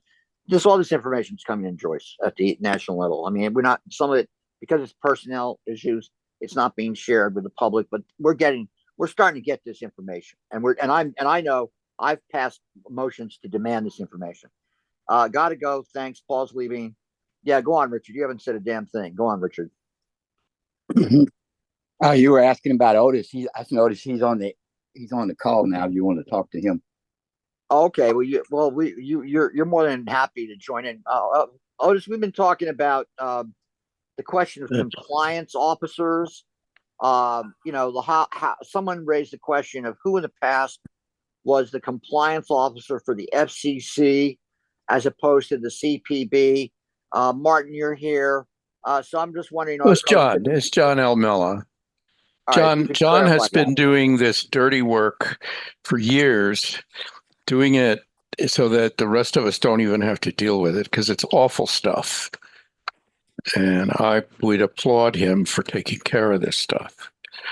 So he's officially the compliance officer for the settlement. So we're actually working on some things in order to handle the terms of the settlement. And we have to do it exactly right. There's no real room for fooling around. And the license for BAI conceivably hangs in the balance. We don't get the license for 2 years. You saw it. So if we've conformed to the terms of the settlement for 2 years, then we get the license. In other words, it's not just held suspended. So John is actually in charge of that. He's the Pacifica person who interacts with the FCC and interacts with us to get us to do the stuff that we need to do in order to carry out the terms of the settlement. I just do what it says. That's it. We just do what it says. Carolyn. Jim, could I ask a silly question of Otis and you? Hasn't the compliance issues changed over the last 30 years? It's in the chat. I'm just going to shut up. What? I'm not sure what that is. What you're saying? What's in chat? Have the compliance issues for FM radio as opposed to CPB? Because there's a lot of confusion amongst the listeners of that. But isn't it true? Well, they're mostly the same. The actual CPB stuff, for the most part, there's some exceptions, but a lot of the legal stuff is in FCC regs. And hasn't that changed over the last 40 years? I don't know. I don't think so. I mean, the changes were to restrict it. For instance, when it was first started, you didn't have to have a Nielsen above a certain point, but now you do. So they've sort of narrowed it. But in general, I don't think it's changed. We still have to have we have to do the reports, the EEO reports, the audit, all of that stuff we still have to do to qualify for the CPB. And we lost the CPB because we didn't pay back the money they said they had overpaid us. And they gave us, like a year to pay it back, and we didn't pay it back, saying, well, we don't care. So bam, we lost the ability to handle the payments for the PROs, ASCAP, BMI and stuff, which is substantial. And for the copyright stuff, that's what we lost, even though we weren't getting the grants, the CFG grants, and I don't remember what CFG, community something grants. We weren't getting that. Community funding grants, we weren't getting those, but they were still doing the other stuff. And then when we lost the CPB, we lost that. But I don't think the rules have changed much. All right, Carolyn, you had a comment? Yes, I wanted to go backwards a little bit to what I had said before. Otis, I'm glad you made it on. Thank you. But I just wanted to add something to something that came up before you came back on. One of the issues that I think is how we're talking to listeners. They've got a lot of sources of information. They don't need radio. What can we offer that they're not getting from many of the lists that they're on? Some of our listeners, most of them will not be. That's it. No. That's the question. That's No. it.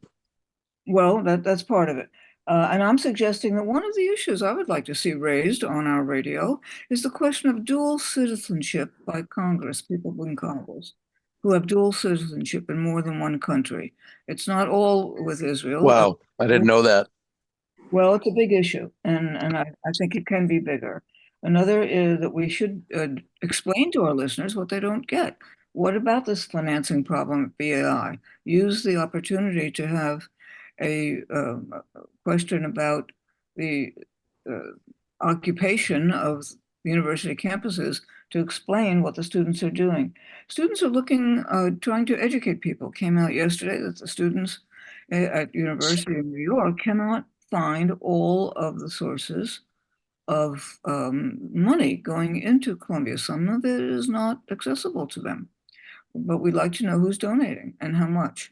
And are they the same people calling in the police and demanding that the first Black president of Columbia University be fired? These are issues that I think were made for. Radio is made for.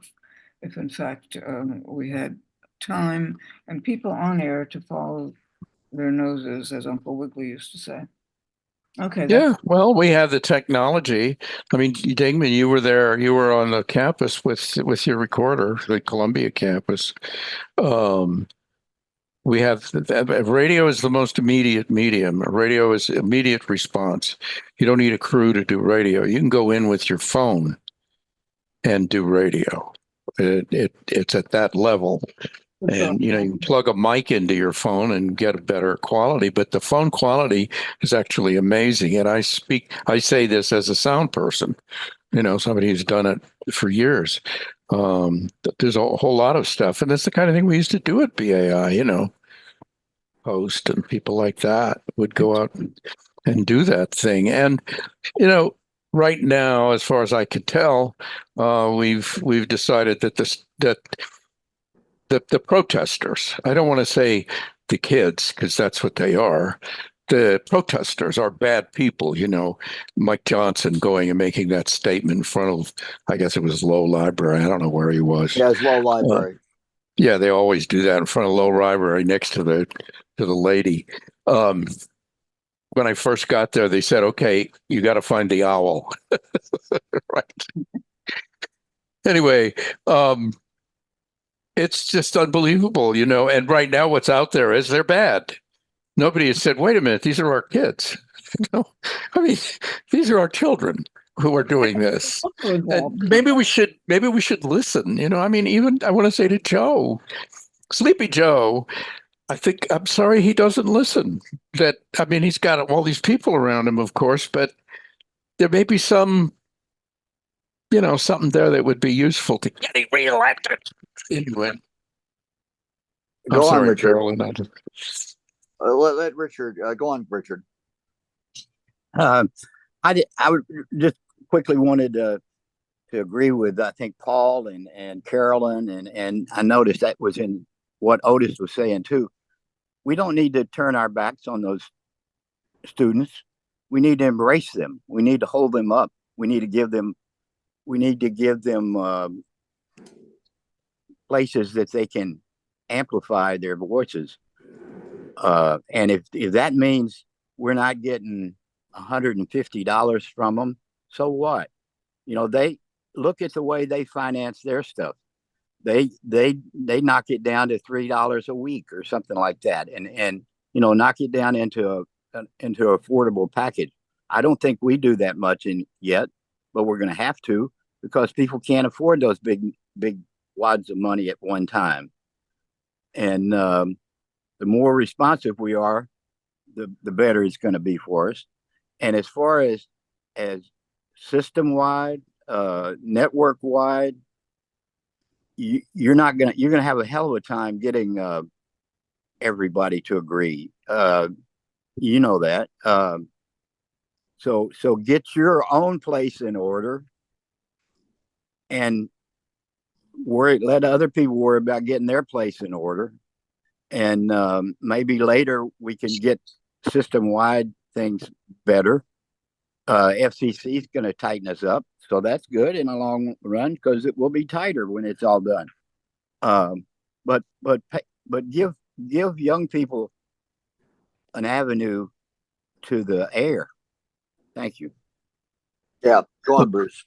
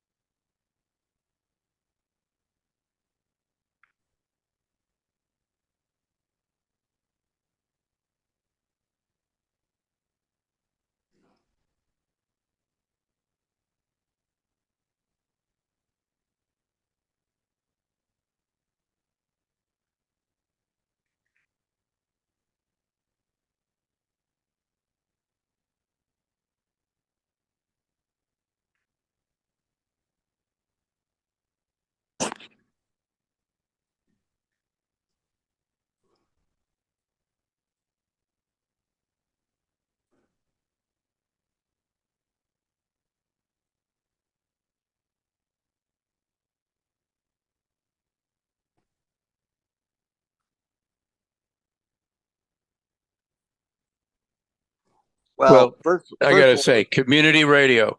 This is community radio. And we went through a period 20 years ago where they were trying to turn it into NPR Light and make everything professional.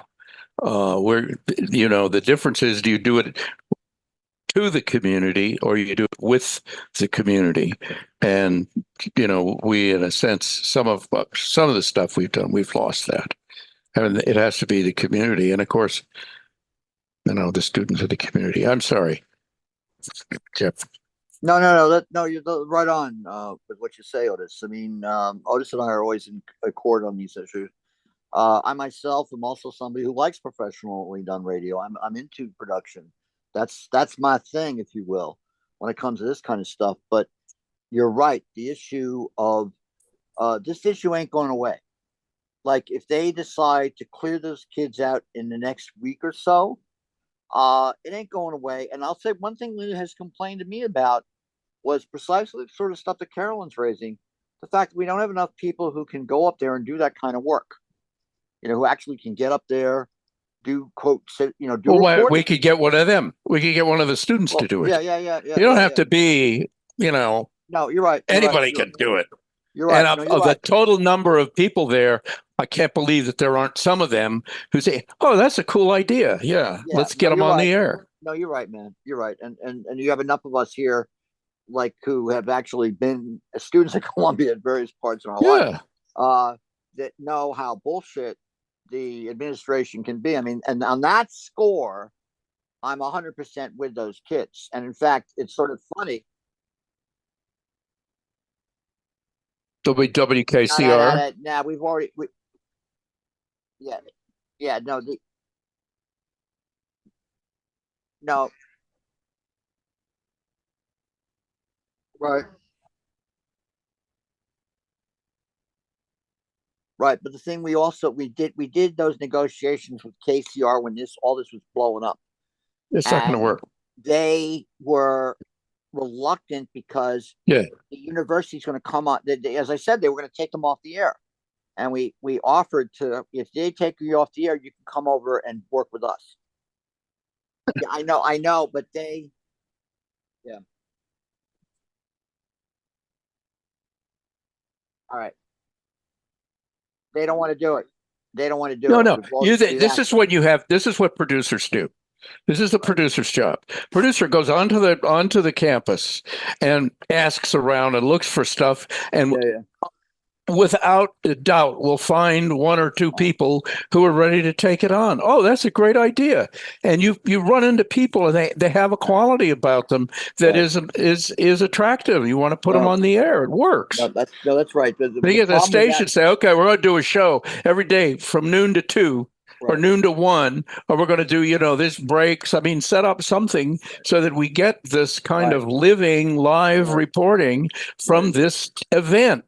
Right. Okay, that's a good idea. Producer thinking. That's what producers do. All right, that's a good idea, Otis. Maybe next week I'll infiltrate the campus again. And well, you were there. You know what's there. I'll go approach them again about this, and see. That's a good idea. I will take that responsibility or approach them. I will get into the campus itself and do that. And one of Hey, the things this will Otis. do, this will identify the fellow travelers so that we don't get all Right. of that, all the crap that they're putting out that Right. colors everybody else. Otis, in defense of Yes, Jim sir. Dingman, I would suggest to you that this didn't really just creep up at us. This came on us like we didn't even realize it was happening as it happened. And that's why the whole country went crazy with this viral thing. It exploded around the country. And the Yeah. reason why Jim is behind the curve is because Jim's not leading the parade. And Yeah, but we're all we don't fooled. have to. We could make it happen. You know, it's always going to be begging for forgiveness. It's never going to get permission. It's not going to happen. And the trouble with like going to KCR and stuff like that is they're Yeah. entrenched. They already got their shows. Right. We're Right. creating right, something new here. right. You know, right, right. this No, is Otis- creating an event right, out of an right. event. I mean, Right. No, Otis and is he right knows about what to do. that. He was there. No, He Otis, knows how to Otis do is, this. Otis is right about that. That's the way to do it. I'm always right. Yeah. And yes, I'm excited. Now, one thing I wanted to talk about is earlier Joyce was raising the point of what I referred to has nothing to do with individual employees, which is the sole criterion of SC statutory rules for a closed meeting. She was talking more about the fact that, as they say, we're getting this information, Joyce. This is referring to the money issue. But I was just curious, Otis. One of the comments made earlier was about, and I'll read it. Joyce at 1:30 basically said, I'm saying that there'll be a sea change in how on-air pitching will be done in order to be compliant with FCC rules, which we all know. Like I know people. Not as much difference as you think. There are only a Right. couple things that Right. need to change. Here's her comment, and I'm sort of curious what you have to say, Otis.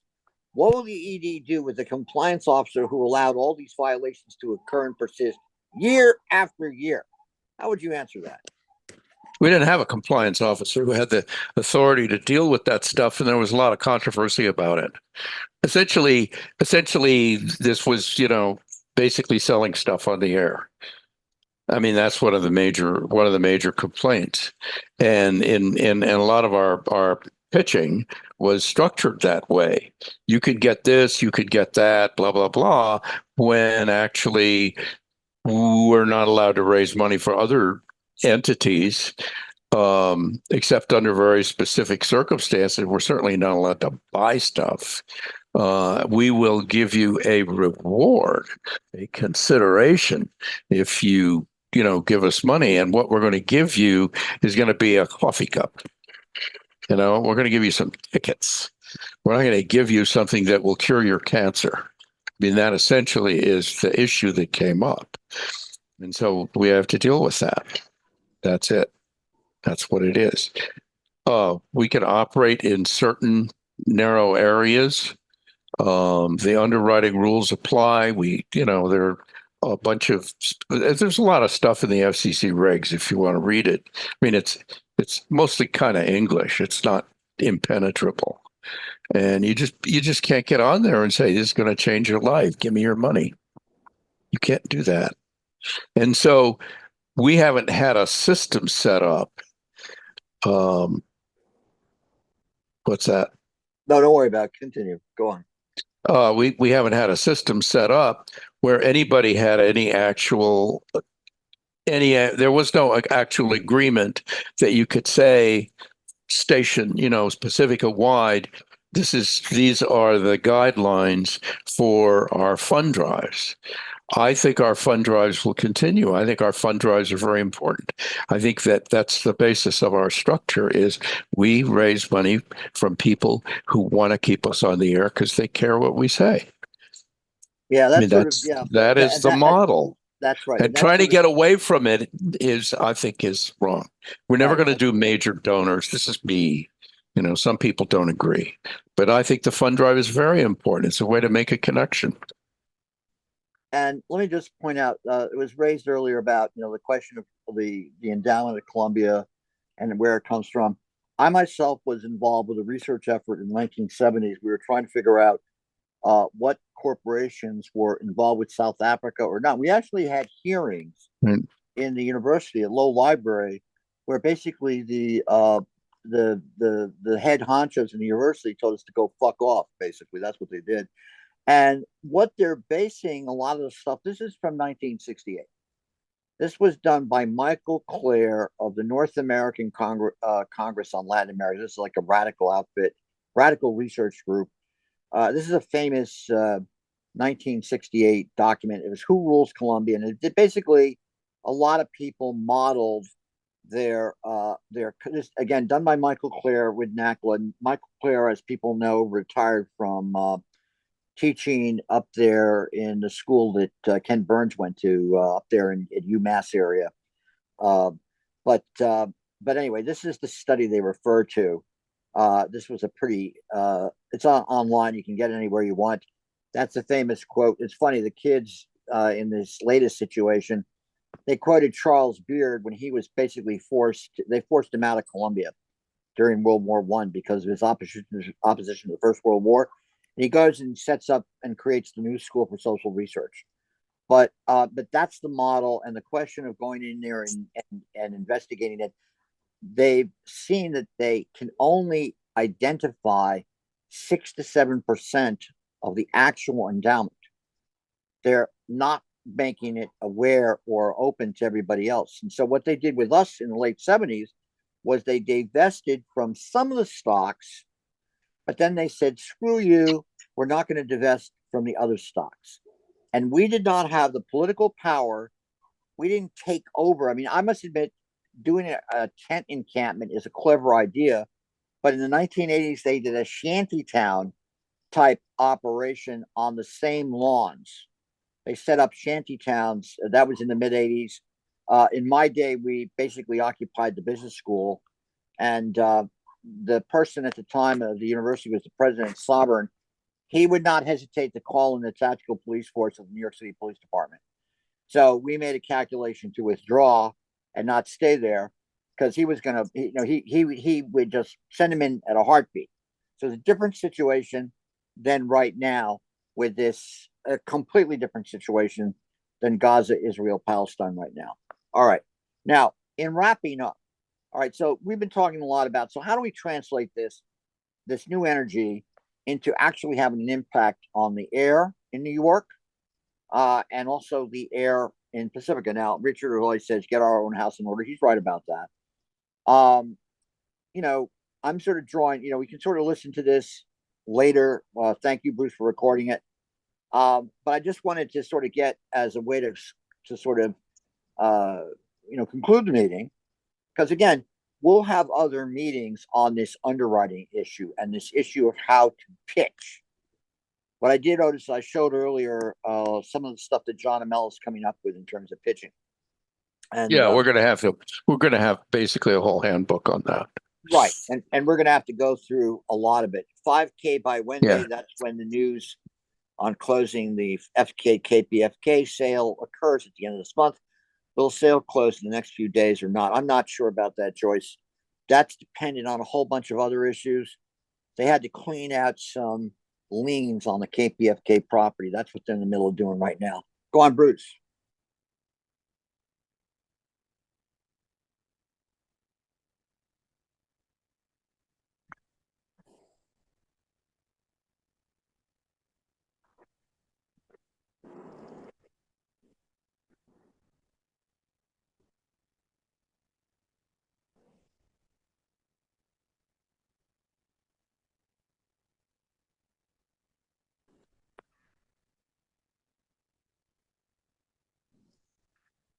All right.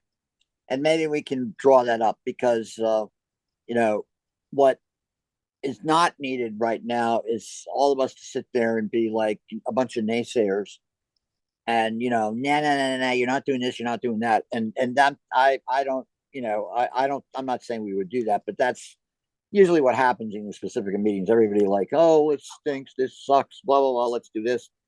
And, someone is saying why Sean is working, and we will do this again, Joyce. We will advertise these things. I'm going to make sure that these kind of things happen because I want to get further into education about the proper way to fundraise and also the underwriting situation because you never know. there might be somebody out there who runs a store that might want to, quote, get involved in the underwriting program. And I know in Los Angeles, they were upset about cannabis stores. Hell, I sort of laugh at that because if I found a good cannabis store to be willing to underwrite a show, I would do that. And I would, I mean, we can have a big fight about that, the PNB, but I'd say right on, you know. We'd have support. to have a fight about it. We have to be somewhat careful right now. Let's just think about it, what we're doing. We got to be cool. All right, you're right about that. We don't want, I mean, we have to look so that the FCC's, oh yeah, it's a great station. They're very unlikely to take the license. They don't like doing that. They hate doing that. This whole thing was a way of working it out so that we could keep the license. The FCC is pretty much on our side, but we do not want to tickle them in the wrong place. No. That's how you just think about it. Yeah, no, Otis is right about that. I mean, I have to be restrained on the marijuana stuff, but frankly, I will argue that anyway. We'll, he's right about that. Yeah. Go on, well, Bruce. I've done plenty of drug war You're right all shows. the time. You're right all the time. I'm always right. Yeah. Go on, Bruce.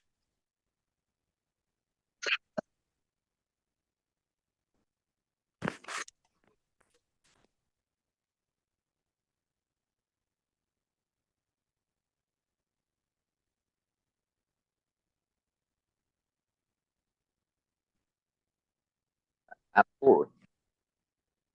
Absolutely. Right. Well, no, and there's a certain point to that. You're right. I mean, I personally feel that it's the programming stupid and everything else is bullshit. As far as I'm concerned, that's been my feeling uncensored for 30 That's our damn product. years. It's our product. That's our product. That's what we sell. That is our product. We don't have any other products. Our product is programming. Go on, Bruce.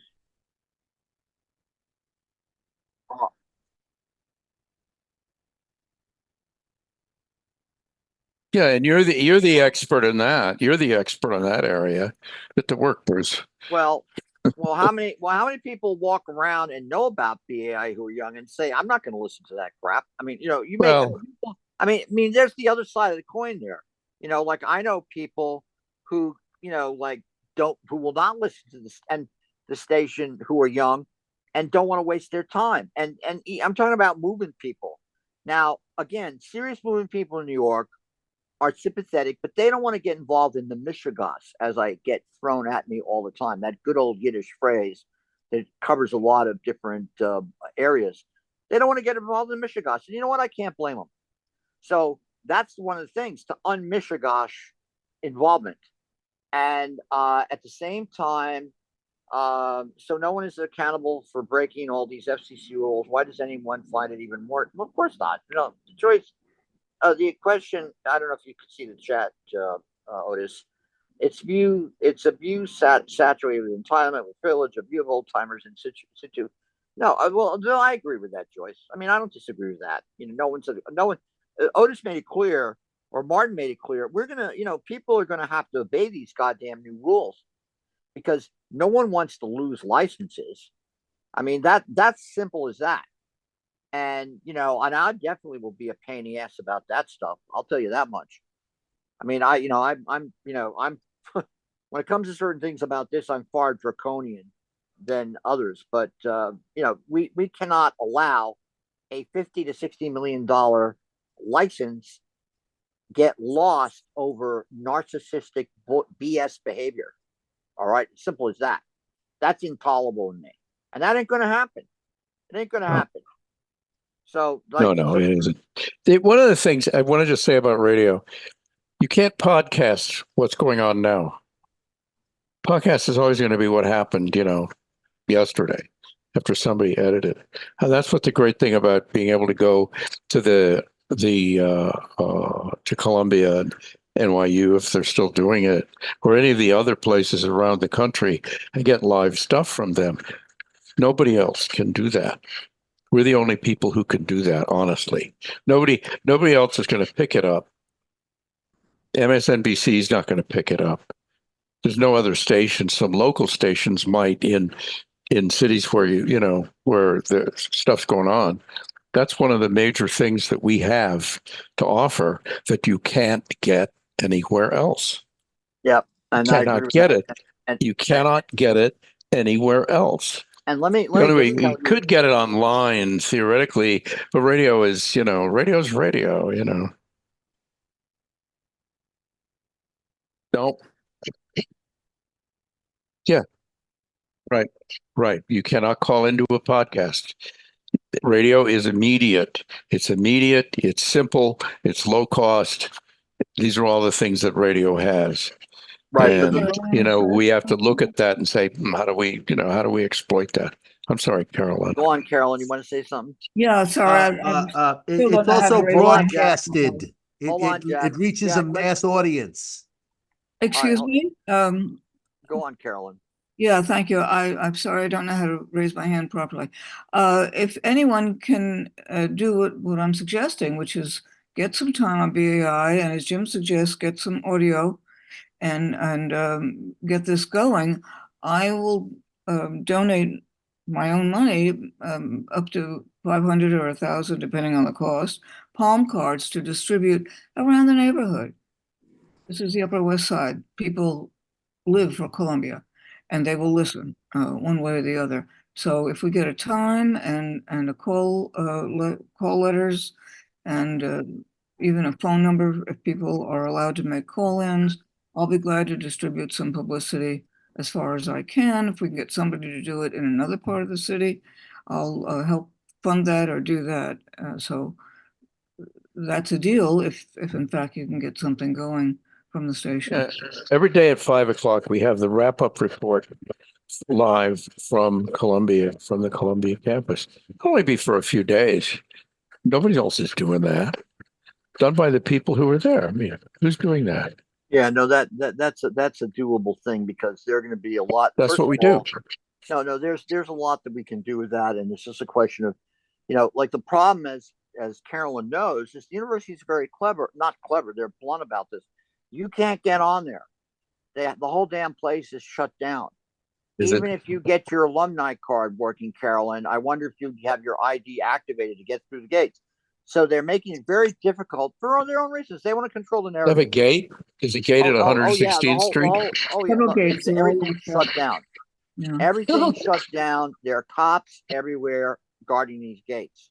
So the only time you That's can a get on show. there, oh yeah, it's quite amazing. It's a whole thing going on out there, as Carolyn well knows.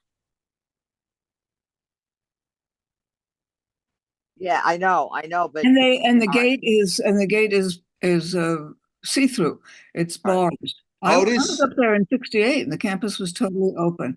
As soon as the bus Yeah. was over and the dust settled, alumni paid through the nose to put gates up on. that's right. Oh, That's oh, right.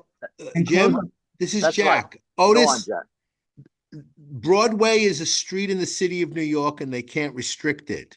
Oh, they do indeed. I understand. It's out Carolyn, there, point out to Otis what I'm saying, because I'm trying to point out. I went to Columbia in 59 and 60. Uh-huh. I was at Columbia as a freshman. What they did at I NYU. lived in New York for 20 years. Yes, sir. What they did at NYU is they built a plywood wall around the street that goes right through the campus.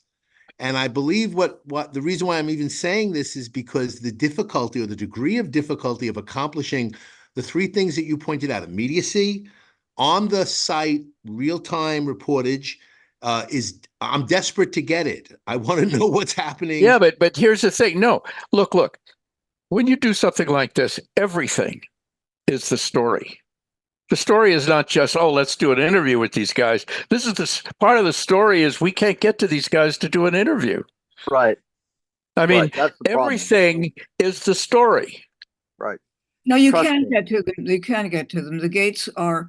No, metal what bars and- I'm making an example. All right. Okay. So Carolyn, we need Carolyn there as a producer. I mean, All right, what I'm saying is, it's all the story. The whole thing is the story. Yeah. All right. Well, Carolyn's right. There's ways to get around this, but Yeah. maybe what I What could Jack ask said, you Linda- call I could him. ask I mean- Linda- I could ask Linda next week because the J School was issuing temporary press passes, and then they took that away from them because the The dean J who runs School it, falls. it was Giuliani Cobb, and he's a pretty hip guy. He just said, he Yeah. thought the whole thing was bullshit. So he basically was issuing his own press passes. Then the university took that away.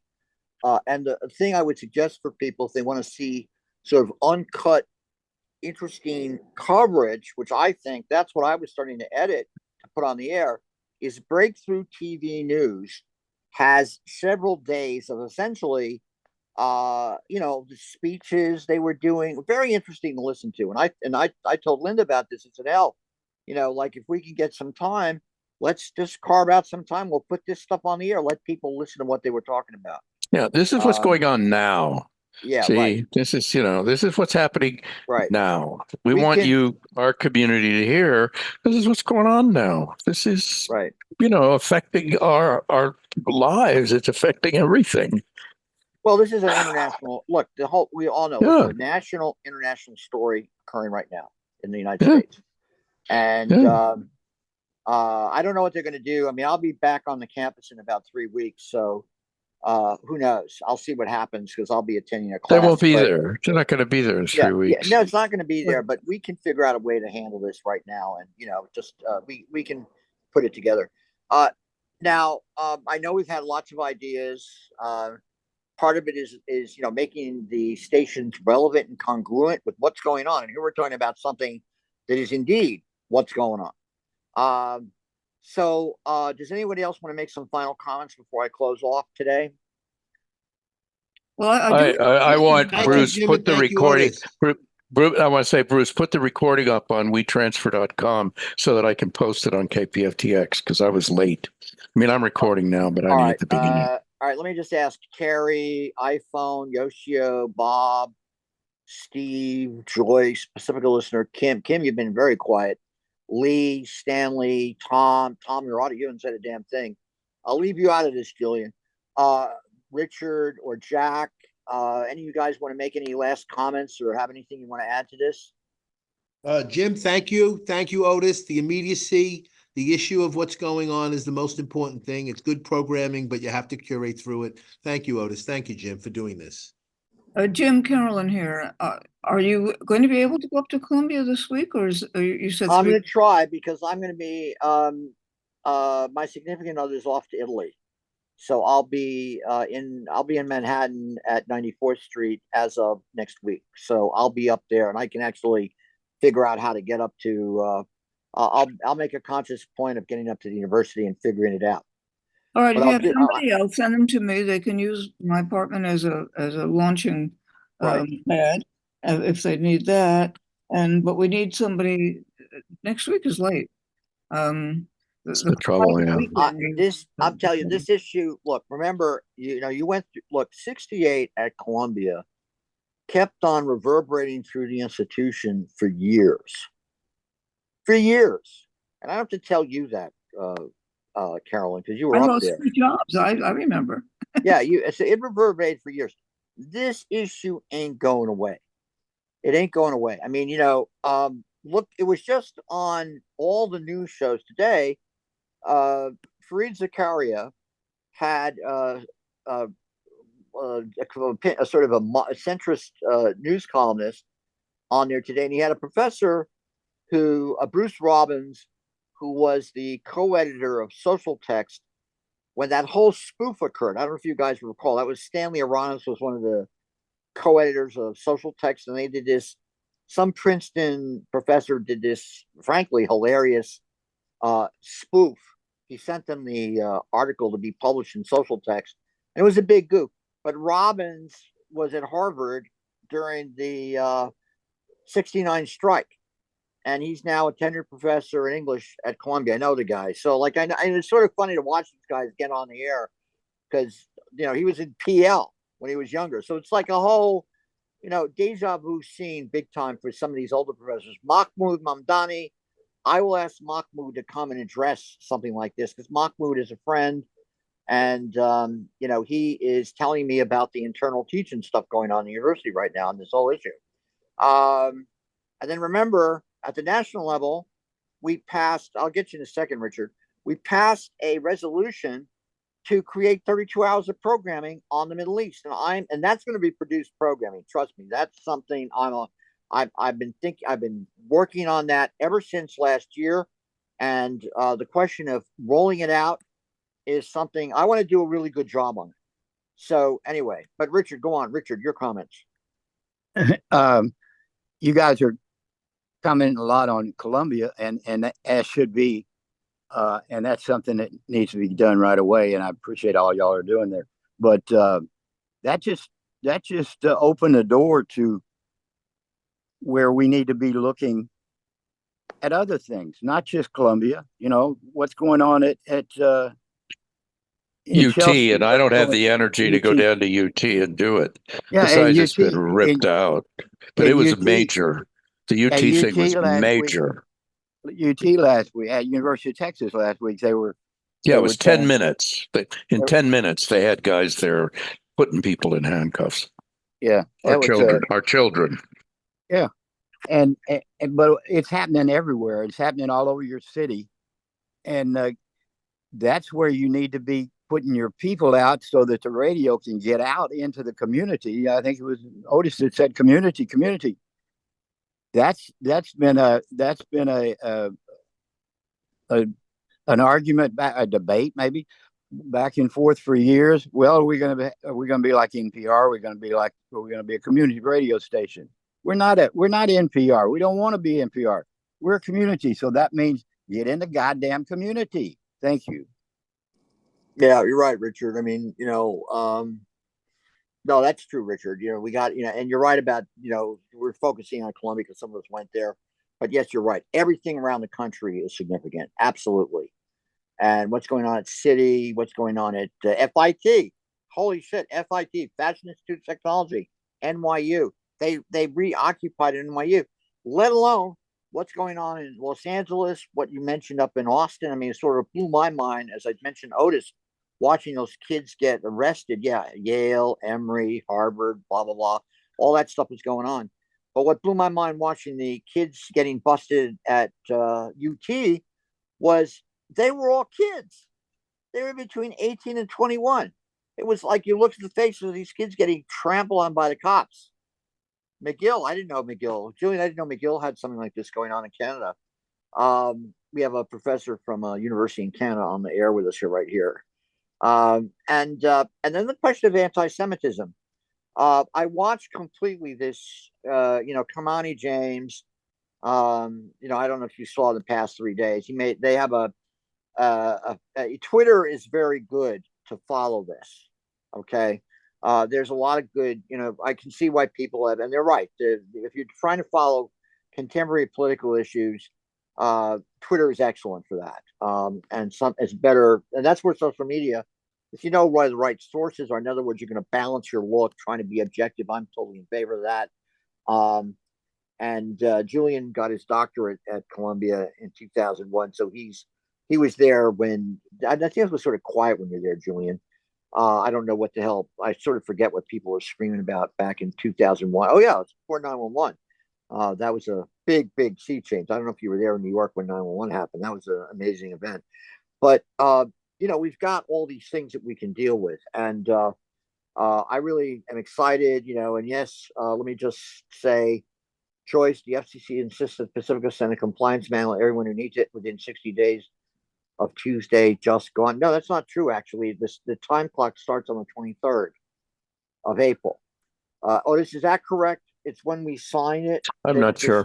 Yeah, I guess I'm assuming. Yeah, it's going to go out. It's going to go out in time. It's already underway. Yeah, people are working on it. I know that I was asked to send material that the Strategic Planning Committee had accumulated on this issue, which was quite extensive.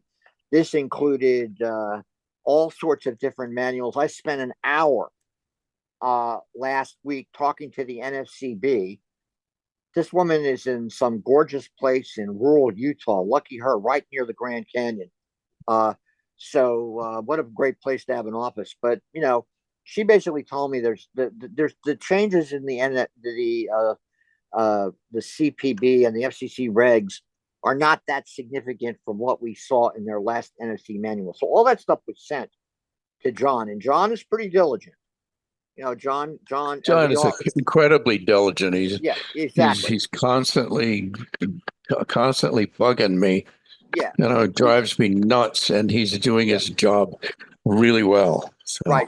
John is quite anal retentive. He was yes. always that way as a engineer. I've known John for many years. So anyway, I know that'll get done. I'm not worried about that. Getting done. It's actually in the process. Yeah. The question is the education of, and this is where Brad Deutsch, his comment was, everybody should learn about this. Everybody, and that includes the listeners. And I'm 100% in favor of that. So trust me, I will have town halls up the wazoo talking about this down the road, because I have a feeling there's a lot of, as I said, a lot of creative energy in the network. We can figure this problem out. It's not it's a solvable problem. It's the FCC show today, Section 3, Paragraph B. Well, we won't do that, but I think the main thing is we start getting the greatest hits of how people actually do it for real and do it legally.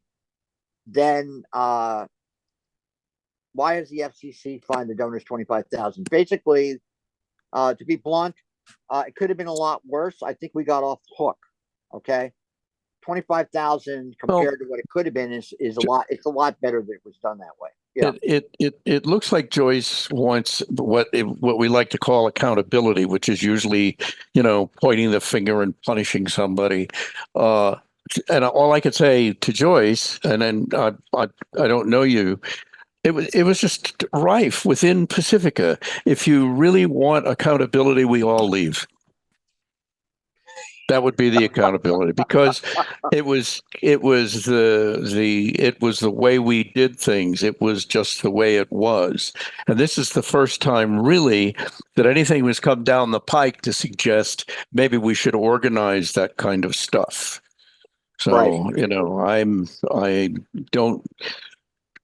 don't think, I sound like W, but I don't think pointing the finger is going to help, because it's everybody.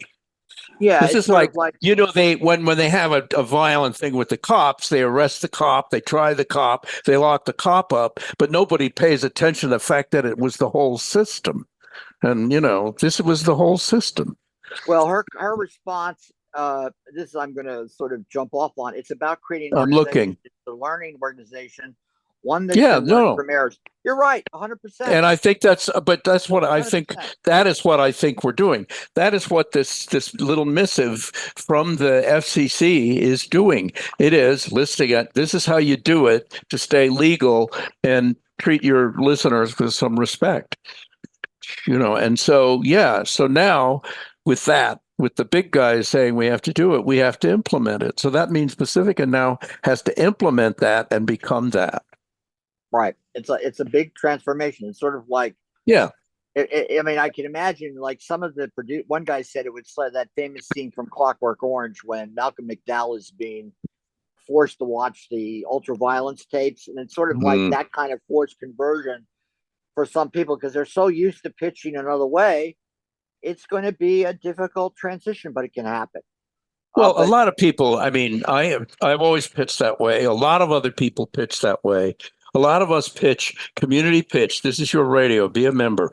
Join this, and it's like that is exactly what we're doing. The whole point of the fund drive is to say you're part of this. Step up and be part of this. And I used to say when you join Pacifica, when you however you do it, this is all going to sound real different to you. Yeah, and again, I'll restate my comment to those of you who are fans of Gary Null. I feel that saying everyone is responsible is a cop-out, pathetic. The high earners don't share their supplementary pay. They keep the cash because they're supposedly responsible for extra things. That's reality and denial. All right, okay, cool. That's your opinion. Yeah, I don't agree with what Joyce says. She's saying that higher earners don't share their. Yeah, that's true, and that's a model. That's a model that the board could look at. But the basic idea behind Pacifica was that it was a community thing. And don't forget, it was a community thing. And the first thing they did was fire Lou Hill. So when you Well, institutionalize, you're always going to move in the direction of, power and control. And that tension always exists. And if we want to make it work, we have to work within that, unfortunately. That's all. That's what I think. And it's not going to get fixed by, you know, by going after people or punishing or pointing the finger. It's not going to work. And if punishment worked, there wouldn't be any crime. That's what I would have to say. It doesn't. well, and also So, remember so when Otis, you are brilliant. Thank you, Oh, Otis. oh, thank you, Joe. Yeah, thank you, Jack. Jack. My name is That's Jack. what I needed. Otis, I'm gaining I more know. respect for you as I talk with you, as I listen to I'm you. sorry. I'm sorry for you. You're really going down the wrong road. Otis is so modest here. Otis is so modest. No, Otis, what you said This about is full of shit, that's right. It's good to be full of shit sometimes. Then you go to the bathroom. No, Otis, what you said about responsibility was what was echoed by the Well, philosophy. Joyce said it too, and she was very clear on it. I No, have no, to no. say. I think what you should recognize is that maybe you didn't see the philosophy professor at Emory who was thrown to the ground or arrested because she said, "Stop beating on that student there." And she said, this really isn't, the fact that the police showed up and I'm a professor in this university. And it's really not even free speech. The cops come, they shut down free speech on the campus. It's not a campus But versus it's free worse speech than that. issue. Right. These are our kids. This is our kids. When your kid, when your kid does something bad, you don't handcuff them, drag them off to jail. Or I pummel mean, him on the ground. I mean, what we're demonstrating is our total inability to deal with our children. Well, that's what we're seeing. That's pretty much what I'm trying to echo the philosophy Yeah. professor said. She said, this is an authoritarian system that doesn't understand how to deal with this. Yeah. And we're supposed to be in charge because we know shit. But we're in charge because we bully our way to the top. The job of getting the job is not the same as the job of doing the job. And there are people who are really good at getting jobs, but they're shit when it gets to doing. The entire Republican part of of our legislature is a good example. They're really good at getting elected, but they don't know what to do with the work, with the power that they have. It's unbelievable.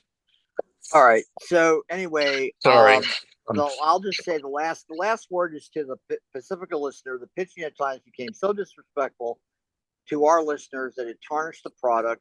Getting back to focusing on the product can't be a bad thing. And Joyce goes, it's a sense of entitlement and privilege that tries to rubbish accountability as a central principle for a healthy organization. That's why peeps working for Pacifica are happy to keep failing. Sad but true.